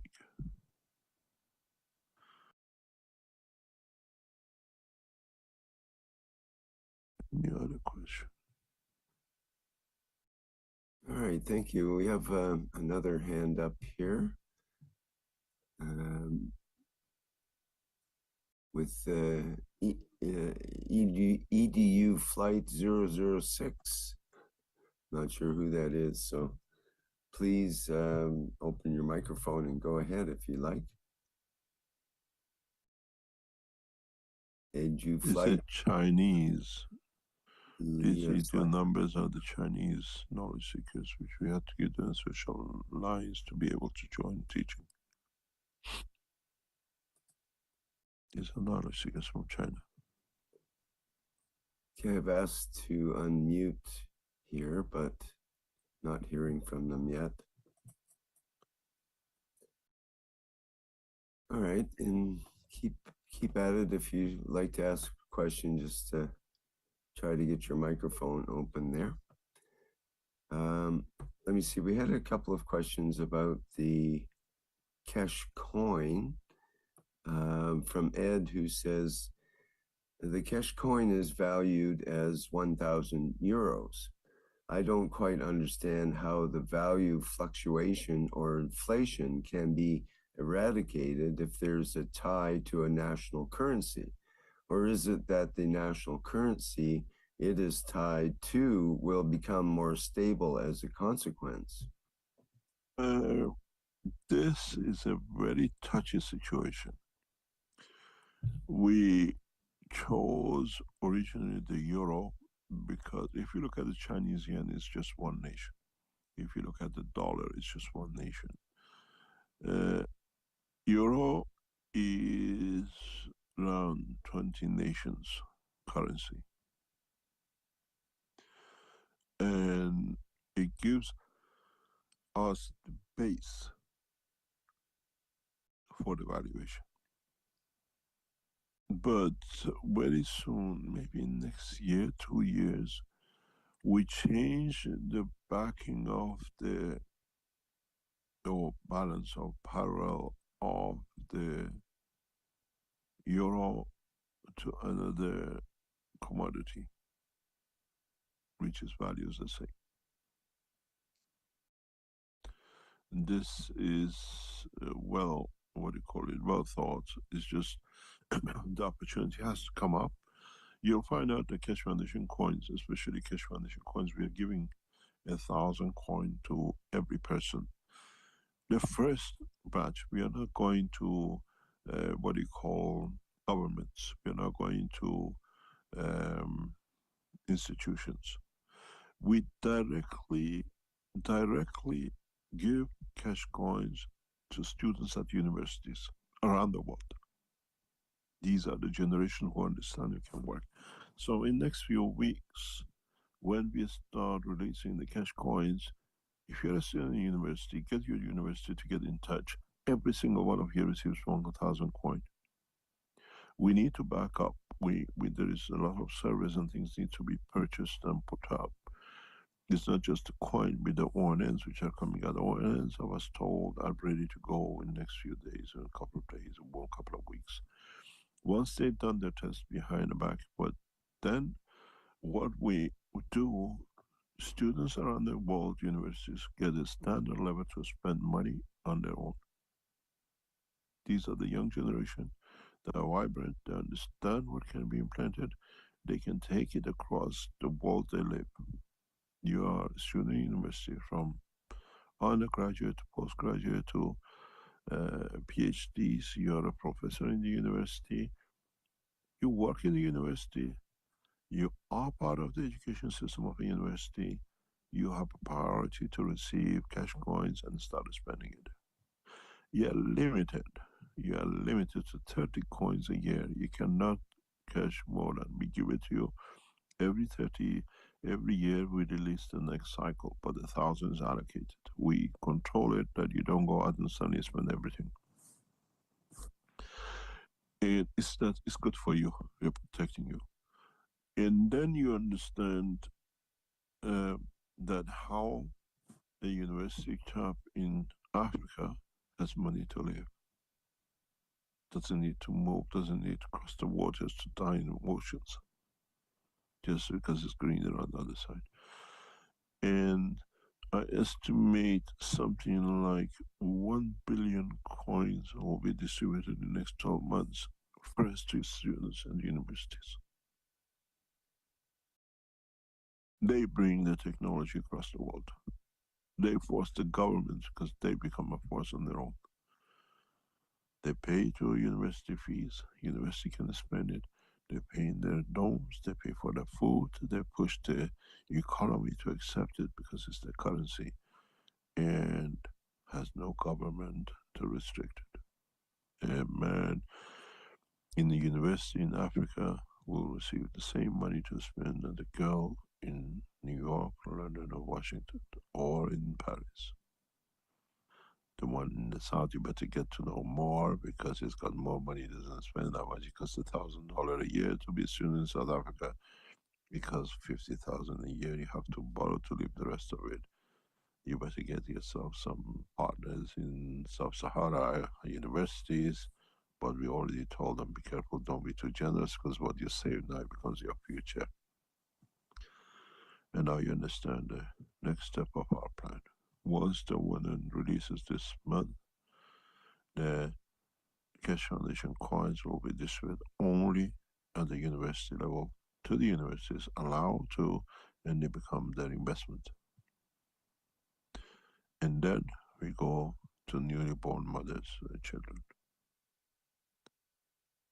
We don't disturb the other end. Students, newborn children, that they are brought up in the right way, and then we come up the ladder, see where we can, education in the schools. Every child in the school gets money in the States. I suffered with this a lot in Gambia. I suffered a lot with this in Gambia, and I made sure it won't happen. The headmaster used to come outside the hotel which I owned in Africa and say, Mr. Keshe, £12.50 was. If you pay me, I can take a student in. The parent used to come with a list of the students, their parents. Can you take 100? I said, give me 500 students. And we used to pay £12.50 for a child to be educated. Now it doesn't need. He has 30,000 with him. He's a value asset. Doesn't need to sleep hungry. Now you know. I've been through it. I know it, and I found the solution to it, and it's the solution. The pensioner, we look at it later on. The governments are looking at the pensions. The one working, they have an income. Students, newly born, and the schools get a priority in the distribution. But it has to be, you have to get the support of the government. I already asked the Iranian government to support us in the list of the university students. And we'll spread. We'll go very fast because they bomb us in our physics labs. We eliminate them and we annihilate them through education to give more to be educated at the high level. Then it goes Philippines. Then it sits South Africa. Sits students in universities in African nations, South America. Northern Europe, most of the students get grants. They don't need it. I sat, watched thousands of them yesterday bring a city center to a standstill, wanting more money because they've been boycotted. They're the future of the nation. And we sit and watch and we change. Those who are from some nation, poor nations, will directly interact in the next few months to make sure it's not a fiddle. There's a lot of fraud goes on with students who don't exist. We set up a system that monitors everything. University students are vibrant and they take the coin across the world in no time because they live off it. They need it. They get the shopkeeper to accept it. And if you go on the Keshe Foundation coin, you have individuals, you have companies and governments. They all have to register because they all receive their benefits. It's well thought. It will be executed.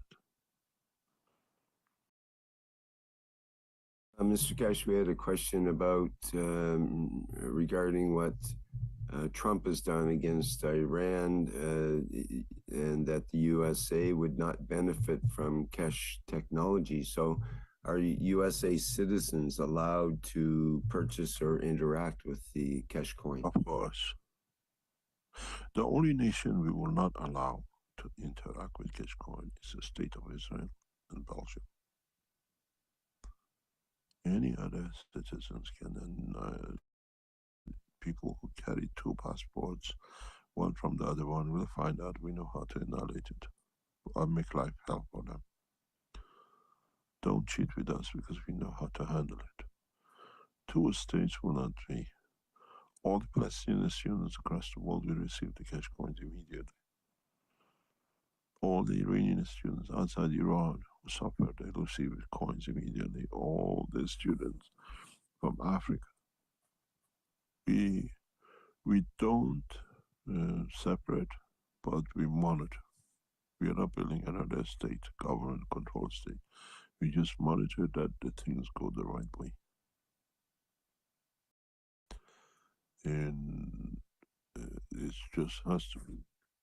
We've been very open about this. It's not something we hide. State of Israel, under no circumstances we allow a single cent to follow in, to be brought into anywhere to touch, because they use the education to kill. Universities is a killing university. And same with the state of Belgium. All the research centers is where they kill the others to get access to technologies. I've been the victim, so I'm not talking because we don't know. And the rest of the world, education slowly, step by step, we release funds. We announce which countries, which students will become eligible for. The eligibility comes in our system. It's not that they are not eligible. It's what we can back up that it works correctly. That's the only pitfall. This and the problem at the moment is we're facing in past week is these AI hackers that we now we have to add the AI firewall to it before we send them out now, and that's another $500 cost, $530, $40. Each one will cost us extra to put a full good quality firewall on it. And it's the first time AI firewalls is available. And I said we are lucky if we would have sent the one on 2 or 3 months ago, we wouldn't have had this and they would have hacked everything. Now, even as one of the initial ones, at least we have some protection. We have two choices between 200 and something or 5. I said go for the 500, let's see what we can. We have to protect the units.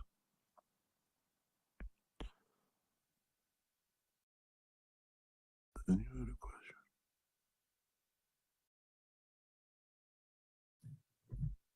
Okay, thank you for that. You see here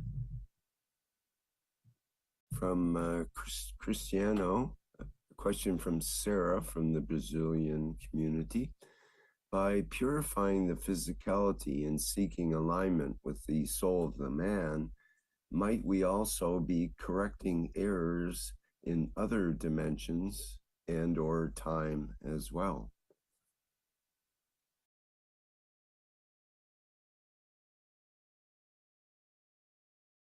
Can you repeat that? Okay, Sarah says, by purifying the physicality and seeking alignment with the soul of the man, might we also be correcting errors in other dimensions and possibly, yes. Possibly. We are all connected in different ways.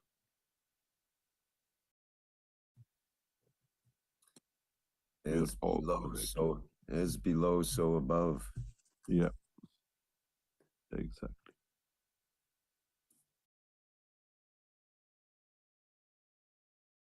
There's no disconnection.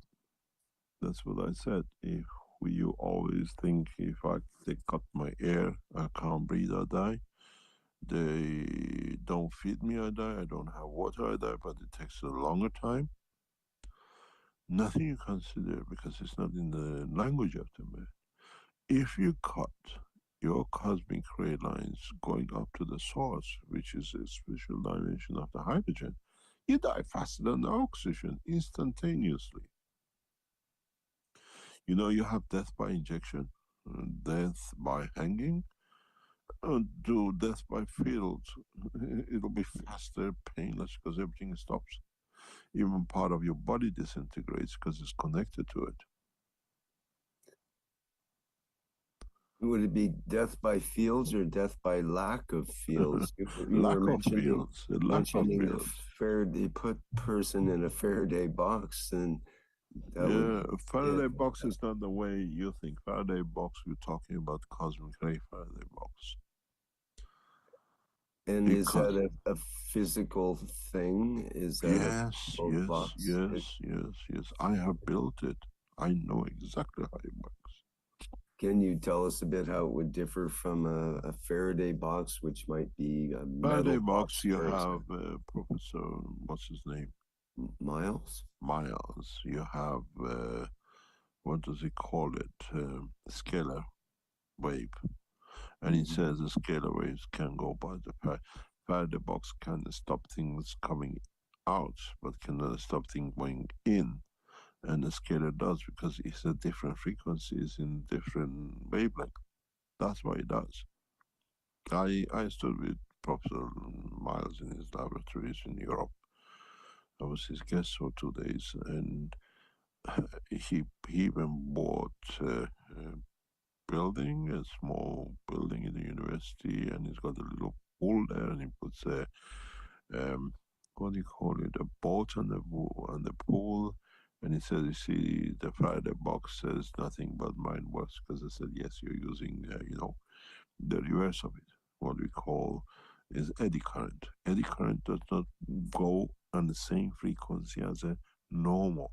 It goes one shift, and all in shift, it chooses different bandwidth of the shift, which does not exist in the matter state. And this is a cleverness of it, but you can build a Faraday box of the rays of the universe. It's very hard to make, but I made it. It's possible.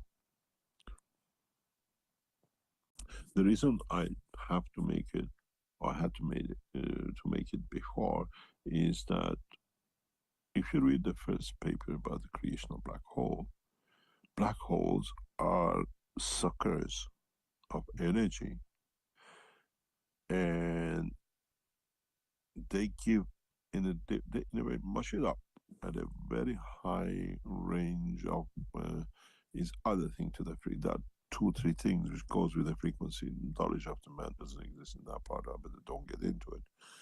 But that energy goes in, it gets mushed up, and it comes out at the lower field strength of the same. So if you cut off the top range, nothing can come out. No universe can be created. No material can be created. But the problem is the black hole will suck everything in. So you want to control it, what comes out. You don't, in the world of physics of today, we build the steel, and then we put a machine, we mold it, and we give it the shape we want.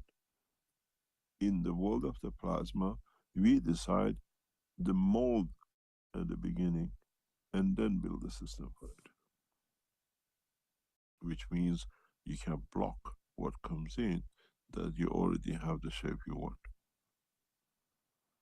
And this is a knowledge of the creation.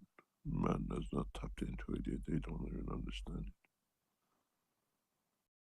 So you make a Faraday box of a specific cosmic ray, which already gives you the condition, the material you want to get. Read the pattern. Is in the pattern. When we wrote the pattern, is one of them. Creation of walls and products. But now maybe you understand more if you read it. We did have a question from Radek in the YouTube mentioning that system used in China to produce gold. Will there be a similar system to produce lettuce like that, or is it something far in the future? It's not far in the future. It's on the table. But when we produce the energy of the lettuce. It's just past a couple of weeks I've taught the knowledge is how to make it. We are developing a system that is what we call it. You know, the French spanner fits into any bolts and nuts. It's like that. If it's to produce anything. So you don't need the material of it, you just need the emotion and the energy of it. If I can give you the emotion of the pleasure, and I can give you the emotion of the material, and in it put the banana in, you get the emotion of having the banana, and you already receive the energy of the banana. But that emotion lasts a microsecond. Perhaps the products will become invisible, and you'll get just the packaging and open it up, and you'll receive the energy. Yeah, put your finger in it. Yeah. There's a lot of knowledge, but it needs time, and we need. The problem with our research is that we are going so fast. And I was looking at it a couple of weeks ago. We need to split. The minute something we abandon, we don't abandon, we go to the next step. We have to put a team to carry on with what was abandoned or left. In the governmental structure, you have to get approval, finance for it, blah blah. In Keshe Foundation, we put it, drop it on the table next, because we came to the next step. What we left on the table has to be gone. That's why when you see the Keshe Foundation Space Center and the what I call spin-offs, we are trying to set it up in a way that we can take up to 3,000 to 10,000 new spin-offs in the first 2 years. Now you can imagine the magnitude and the size of buildings which is under consideration. We expect up to 10,000 spin-off in the first 2 years, maximum. And this is part of it. Because we leave a lot of projects, because this next step is where we want it to be. But if you develop that part, it can come to a lot of things.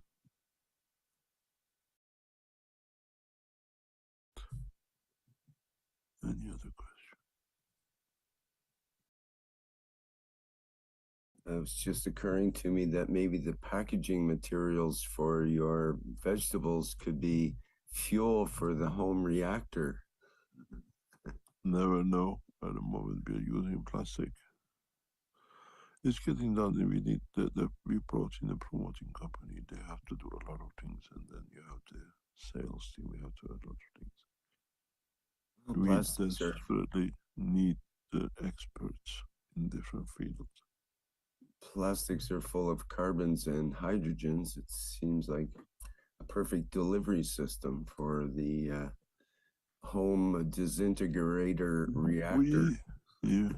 We are looking urgently for somebody with the international and Chinese sales market. Urgently. If you have not marketing, you have brought a company in to support us. We need people with a sale experience that they can take this technology into market very rapidly. What about the issue of getting product to market? We don't have a problem in China. In China, that's not a problem. You have a couple of days. No problem. It's already been set up. It's like in China, this is so advanced. In Europe, you dream, but it's impossible. Well, you order your food. Yeah, that's why we get Chinese vegetables in Canada here regularly, and they look fresh. They look better than a lot of the local produce. Yeah, they've developed this technology very fast. Even at home, you can order an ice cream on the telephone, and it comes home still frozen. I do that in Beijing. If you want ice cream, you order an ice cream. They deliver it to you. It still has to come out of the freezer. And now these lettuces anywhere in China, it's all been set up. And Chinese know that. Chinese are fully aware, and they ship goods across China. In the West, they dream about it.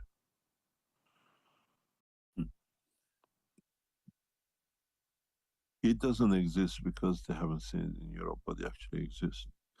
You know, you don't go shopping in China anymore. You sit home, you want your tomatoes from this shop, your carrots from the other shop, both delivered in 30 seconds is behind your door. You don't need to sign for it, they just drop and go. And sometimes when I look at my neighbors, they have a pile of 30, 40, 50 boxes and bags. It wasn't there this morning. And sometimes stays for 2 months. Nobody touches. In Europe, in America, you've seen these funny things. People sticking back there. This doesn't happen in China. Never happened in China. Nobody takes you. And sometimes you get the wrong delivery, you take it back, says this is the wrong delivery, they take it to where it should be. Sometimes I leave home for weeks. I come back, is a pile. My neighbors can take everything. Nobody touches it. I don't have that worry. And it's there. And everything, big boxes, small packages, nobody touches it. Nobody even dares looking at it. It's not mine, I don't touch. China lives very near at the moment, near teeth of me in so many ways, out of fear or whatever, but it works. In Europe, I'm away for 2 days. I wonder if the neighbors in America is there 5 seconds stolen. In China, I look at my neighbors, I look at, sometimes I'm away for a few days, come back, oh my God, nothing is missing. You dream what's happening in China because it's only in your dreams, but this reality, Chinese live with it. You're one of the most advanced nations, not in technology, but in ethos. Any other questions? We have a couple of questions from Stefania in the webinar chat, who says, Dear Mr. Kesh, last week you said the soul of the physicality can consume all the energy available from the earth. Could you go deeper on what depletes the soul of physicality? Nothing is the intention, it's the emotion. Your emotion does. What you call selfishness. Nothing is good enough and nothing is enough. Even the planet cannot give me. So what about the emotion? What we're saying is, we call it I'm too good for my shoes. Huh? Goody two shoes, we call it. This is the behavior of a man. Can you sorry, you bar your soul to receive by your conduct, by your emotion.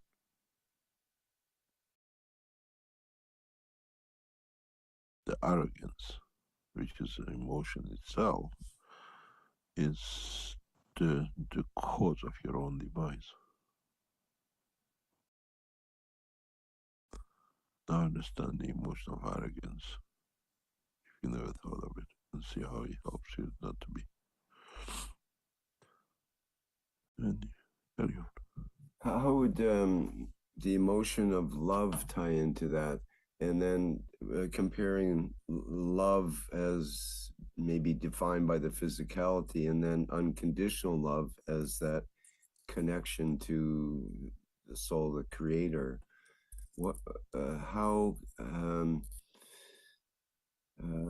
would one, what would tend to deplete the soul of the physicality, or even deplete the soul for that matter? You don't deplete it, you don't receive it.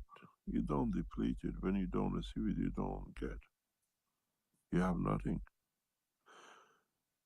The reality with the cycle of life is we deprive ourselves. In the teaching I've said before, it's you who refuses love. It's not me giving. And when you're given a false love and you take it as a true love, that's a challenge, that's a poison. This is where you're empty, you have nothing to give, because it's what I explained this to a knowledge seeker some time ago, is a toothbrush and the toothpaste. They tell you the toothpaste is the best thing for you, and you brush it, and it actually is the cause of all your diseases. You empty the pocket of what is in your body saved. And it's the same with love. This is the same with everything else which goes. And in a way, false love is the same as the toothpaste. The body gets the emotion, the information that the love is coming and there is nothing there. Actually, you release it because you think you got more some. You show your love, and then actually there's nothing left. They use it, you kill yourself with it. You deplete yourself with a promise which wasn't there, but you thought it's there. And this is very common, especially very common. False love and covered up love we do, because you put more in it because you think it's there and it shows, but in fact it's empty. It's just there to drain you more off, that when you come to the crisis you can't stand it, you die. Create a weakness, exactly what happened with you when you do a toothpaste. You wash your mouth with toothpaste and oh, I've got a clean mouth, but your body has rejected all the materials which is supposed to support you, and it's nothing there because you spit it out. You spit everything out of your mouth, your word, and with love and everything, but you're already depleted. When it comes to the time, you get a cancer and it kills you. And it's exactly the same false love. And I've seen this many knowledge seekers. This is why I keep on saying, stand on your own feet, rely on your own trust, and do your own. There is no need for prophets and priests and the rest of it. And every time they say, oh, Kesh does this because of, Kesh does this because this wants to stop the abuse, you're killing yourself. It's part of the self-preservation of the soul. And this is why you're born, to preserve the soul, not the body.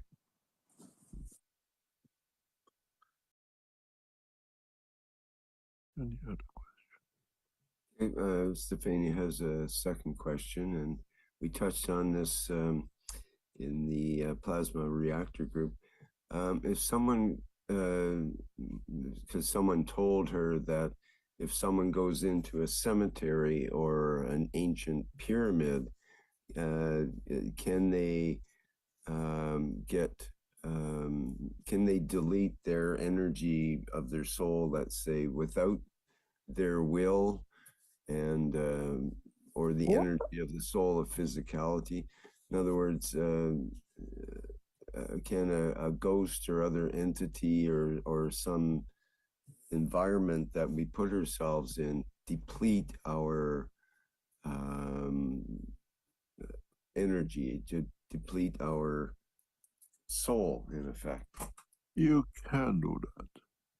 You can create a negative energy when you soul. I've seen it happening, physically happening, especially with the men of rope, the biggest crooks, priests, these religious leaders, they know how to do it. And I watched it happening.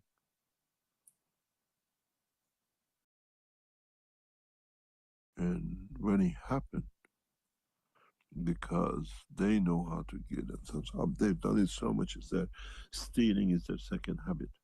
I said yes, I talked to a couple of scholars with a man of religion. I said, have you ever asked any of the priests to donate in the box on Sunday? They never do. Have you ever seen a priest putting money in the box? Never Good do. Point. Good point.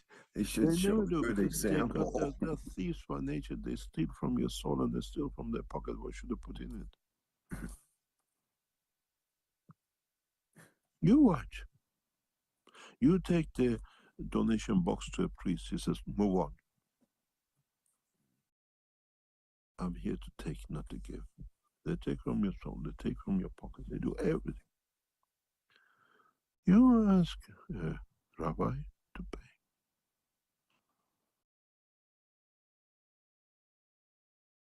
Never do.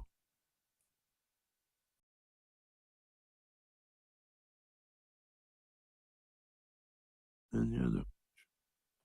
These kind of questions comes only from Italians, don't worry. Well, they've been rubbed too much on, the idea of being something, scared of ghosts comes up, and Yeah, this is let me a tell big you issue something. for many people. And you've mentioned before in the past that with voodoo and that kind of thing is basically that you didn't believe in it, therefore it didn't affect you, and essentially. You Italians, especially Italians who know what I'm talking about, walk from the Michelangelo church or tower or whatever to the Vatican. You know, that big corridor is a boulevard. When you stand on the Vatican City, you look down, you see San Michelangelo on the left-hand side. On the left side, as you go up to Vatican, there's a little passage. And they've dug into the mountain behind the Vatican, and they built the most elaborate car park, bus stop to bus people in. You don't see it in Vatican. Not many people know about it. When you stand on the in front of Vatican, look on the left side. You have it like a mountain, a hill. This hill is empty. They have dug into it. There's car parks and everything to bring people in. When you come out of the car park, just to come to the end and you see the Vatican, it's all windows and homeless people, hungry, in window sills. Go to the left, the bridge is full of cardboard boxes, hungry people. Then go around the Vatican toward the upper side of Vatican, on the other side of Vatican. Go there at 10 o'clock, 11 o'clock, 8 o'clock at night. You see nothing but prostitutes, naked, more or less. Every night, rain, shine. They collect money for the Vatican, but Vatican doesn't give it to the poor people on the left side. I said to one of these homeless people, why did you go on that side of the Vatican? You make a lot of money. He said, I don't look good and I'm a man. This is the story of Vatican. This is the story of religion. Robbing and not giving. No woman should sell herself on one side, and no man should go hungry on the other side. All stops in the middle. But who are they stealing it for? This is my biggest question. Who are taking all these monies for? Themselves. Nobody else. And this is where the soul pays. This is where no physical dimension, Dr. Professor, Mrs. Madam doesn't count. I remember my emotion when I saw this in Vatican, in Rome, the first time. I said, this is impossible. This is Vatican. How can these girls be naked, strip naked on the street next to the... Oh, they pay. They work for Vatican. Their pimp is Pope. Otherwise they can't operate. You go to Italy and get a driver take you around the whole of the Vatican City at night. You see hunger on one side and prostitution on the other side, and one gets and that one doesn't pay anything up.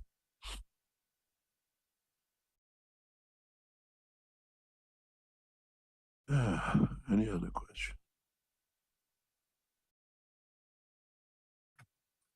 From anonymous attendee in our Q&A.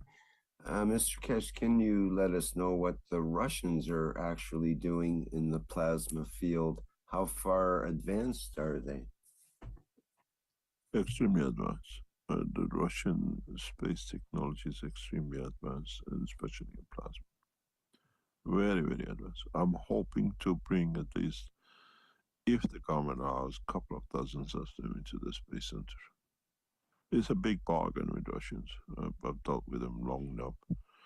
It's a big bargain. They want to come to learn to take.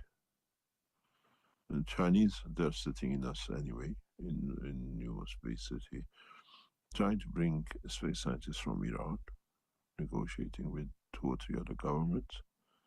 Zone free, come and take, don't steal but share. And it's very hard for a scientific world to do. But we get there. Gradually we get there. Russians in space technology are 20 years ahead of America, minimum. Chinese are catching up. But I said to a member of CPC very recently said, you know something, you're Africans. I said, you're doing exactly what is happening in Africa. He said, why are you comparing us to the Africans? I said, listen, in Europe, in America, they put all these cables down. They haven't got their money back, so they are not so good in wireless telephones and all the apps. In Africa, they never had it. Now they got it and they have the latest and they work the fastest. All the thing comes up. You Chinese are the same. You didn't have it. And now your scientists stole everything from everywhere, put it in. But now, some of them, they had no grounds. So they come up with totally new ideas, which does not connect to what they came with the cables. It's like a new mobile phone. Everything is in it.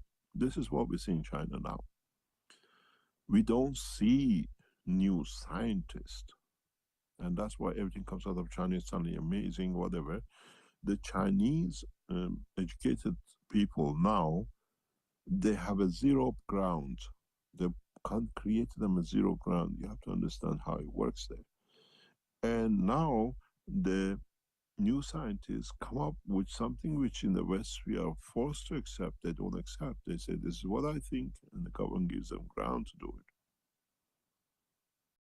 Look at the new AI, look at the new computers, look at the new chips. And in the West, they shout, they haven't stolen anything from the West. The new, because it's new, it's like our technology, it brings a new dimension. Because you didn't think of it, you didn't put in a pattern. Now it's not yours because you can't copy the pattern. I keep on telling the Chinese, don't patent anything. Just develop it and keep it inside. And we see that because they don't follow the rules, they make new rules. Making a new rules leads to new discoveries, new ways of doing things, and much efficient. And the new generation in Chinese universities are very receptive to this. Very receptive. The old generation of Tesla said this, Einstein said this, to the wall. I say this, and I try. It works, government supports. This is what you see in our research centers. I don't want old people. We want the young people with the new ideas. Come in, try. You fail, we accept. Failure is part of success. And this is what has to happen. New grounds for new way of looking at it, not sticking to stupid Einstein and a bunch of Jewish people telling us this is the law. There is no law in the physics. You understand it becomes your law. Works. It means you understood the creation. Doesn't need pattern. God never sent any pattern. Can you imagine how many pattern flights would have been to Earth? Send patterns in that they can't copy. He doesn't have a patent. We don't patent it. We deliver it. We bring it as a technology, and the rest benefit back. Patenting is for pedophiles and thieves. They get benefits from both sides of it. Any other question?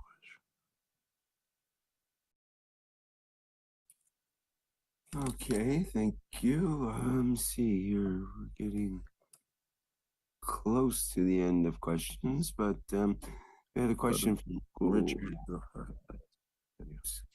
Richard in the YouTube about says Mr. Keshi mentioned something last week about the people who bought the cosmic ray balls, and you said that you had done something to them, but they did not know what. Can you say more about that? No, I have to be corrected. Apparently I've just been told that they produce some 20-30 cosmic ray balls still left. Or they produce the batch I wasn't aware of. So if you want, it's not the last one thing about 20, and that'll be it. We don't produce any more of it. I think there is a few left, which I didn't know. I'm wrong, I was wrong. And if you need it, I'll be it at the end of the process. Because we need whatever we produce for our systems. There's not much I can tell you about the cosmic ray because you have to understand the principle behind the production, and you're not in there, you don't see it. But on the other hand, it's part of the intention which goes in it, which is beautiful. One day I explain that, but the cosmic ray balls are the black holes of universe, as I call it, and your intention is the key to open. You have to understand the rest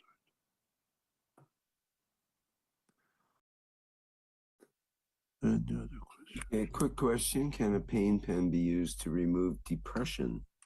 No. Depression is the energy. Psychological pain pens are built for physical. No way.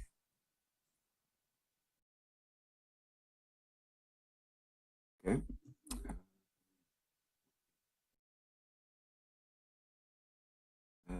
From Philip in the Q&A, Mr. Kesh, can you touch on solid light?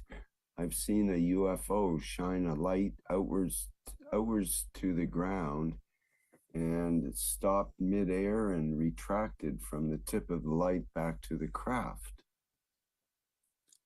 Good luck. You'll be very lucky. Light has its own reflection if you know how to play with it. Magnetic field has a reflection if you know how to play with it. And you can do, but you have to know how to make it, yes. I can create a light which stops a meter, 100 meter or 10 centimeter from the torch or the source. And you say it doesn't exist, but it does. If you understand the what do you call the science behind it.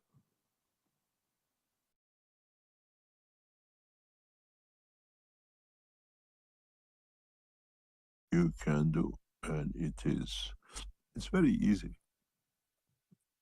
It costs 10 cents to do it if you want to make it. But man's knowledge is not that level. In the lab, we have developed light reflect. We can reflect the light in the essence of it in any shape or form and create as energy material out of it.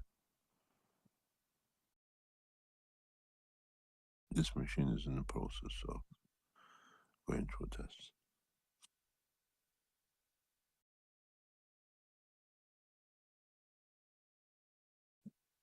Let's call it a day. Okay, sure. Thank you very much indeed. And if you play the same video for your closings, what he had in outro, it shows changes, evolution of science and technology. The intro video, Yes. the AI one? So intro one, if you can play. The Okay. one from the center in China, and then we show it more next time. Okay, that one. This is done with all your support, and there is much more to come. Much more to come. And thank you very much for supporting us to be here, and I am always very open and say we need more support to go into the next level. See you next week.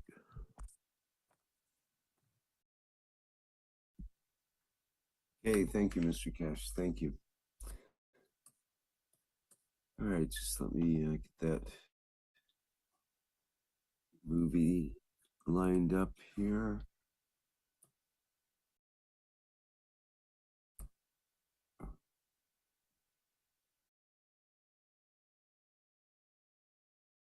Just bear with me a second while I get things arranged in my background here.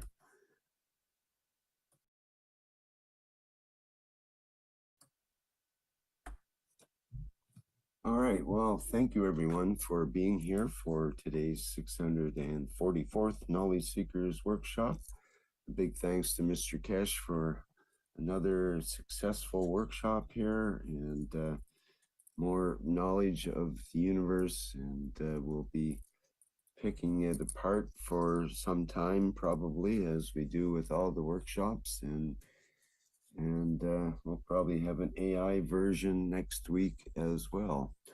So thank you again, everyone, for attending, and we'll be back again next week. And speaking of next week, our next public teaching workshop, get out our calendar. It's hard to believe, but it will be on June 2nd. Happens to be my birthday. Coming up on Tuesday, June 2nd, will be the One Planet, One Nation, One Race for Justice and World Peace, starting at the 4 p.m. Central European time, Central European summertime even. All right. Guess that's it for now. And as Mr. Kesh mentioned, we'll go out with the video from the Chinese contingent. And bye for now, everyone.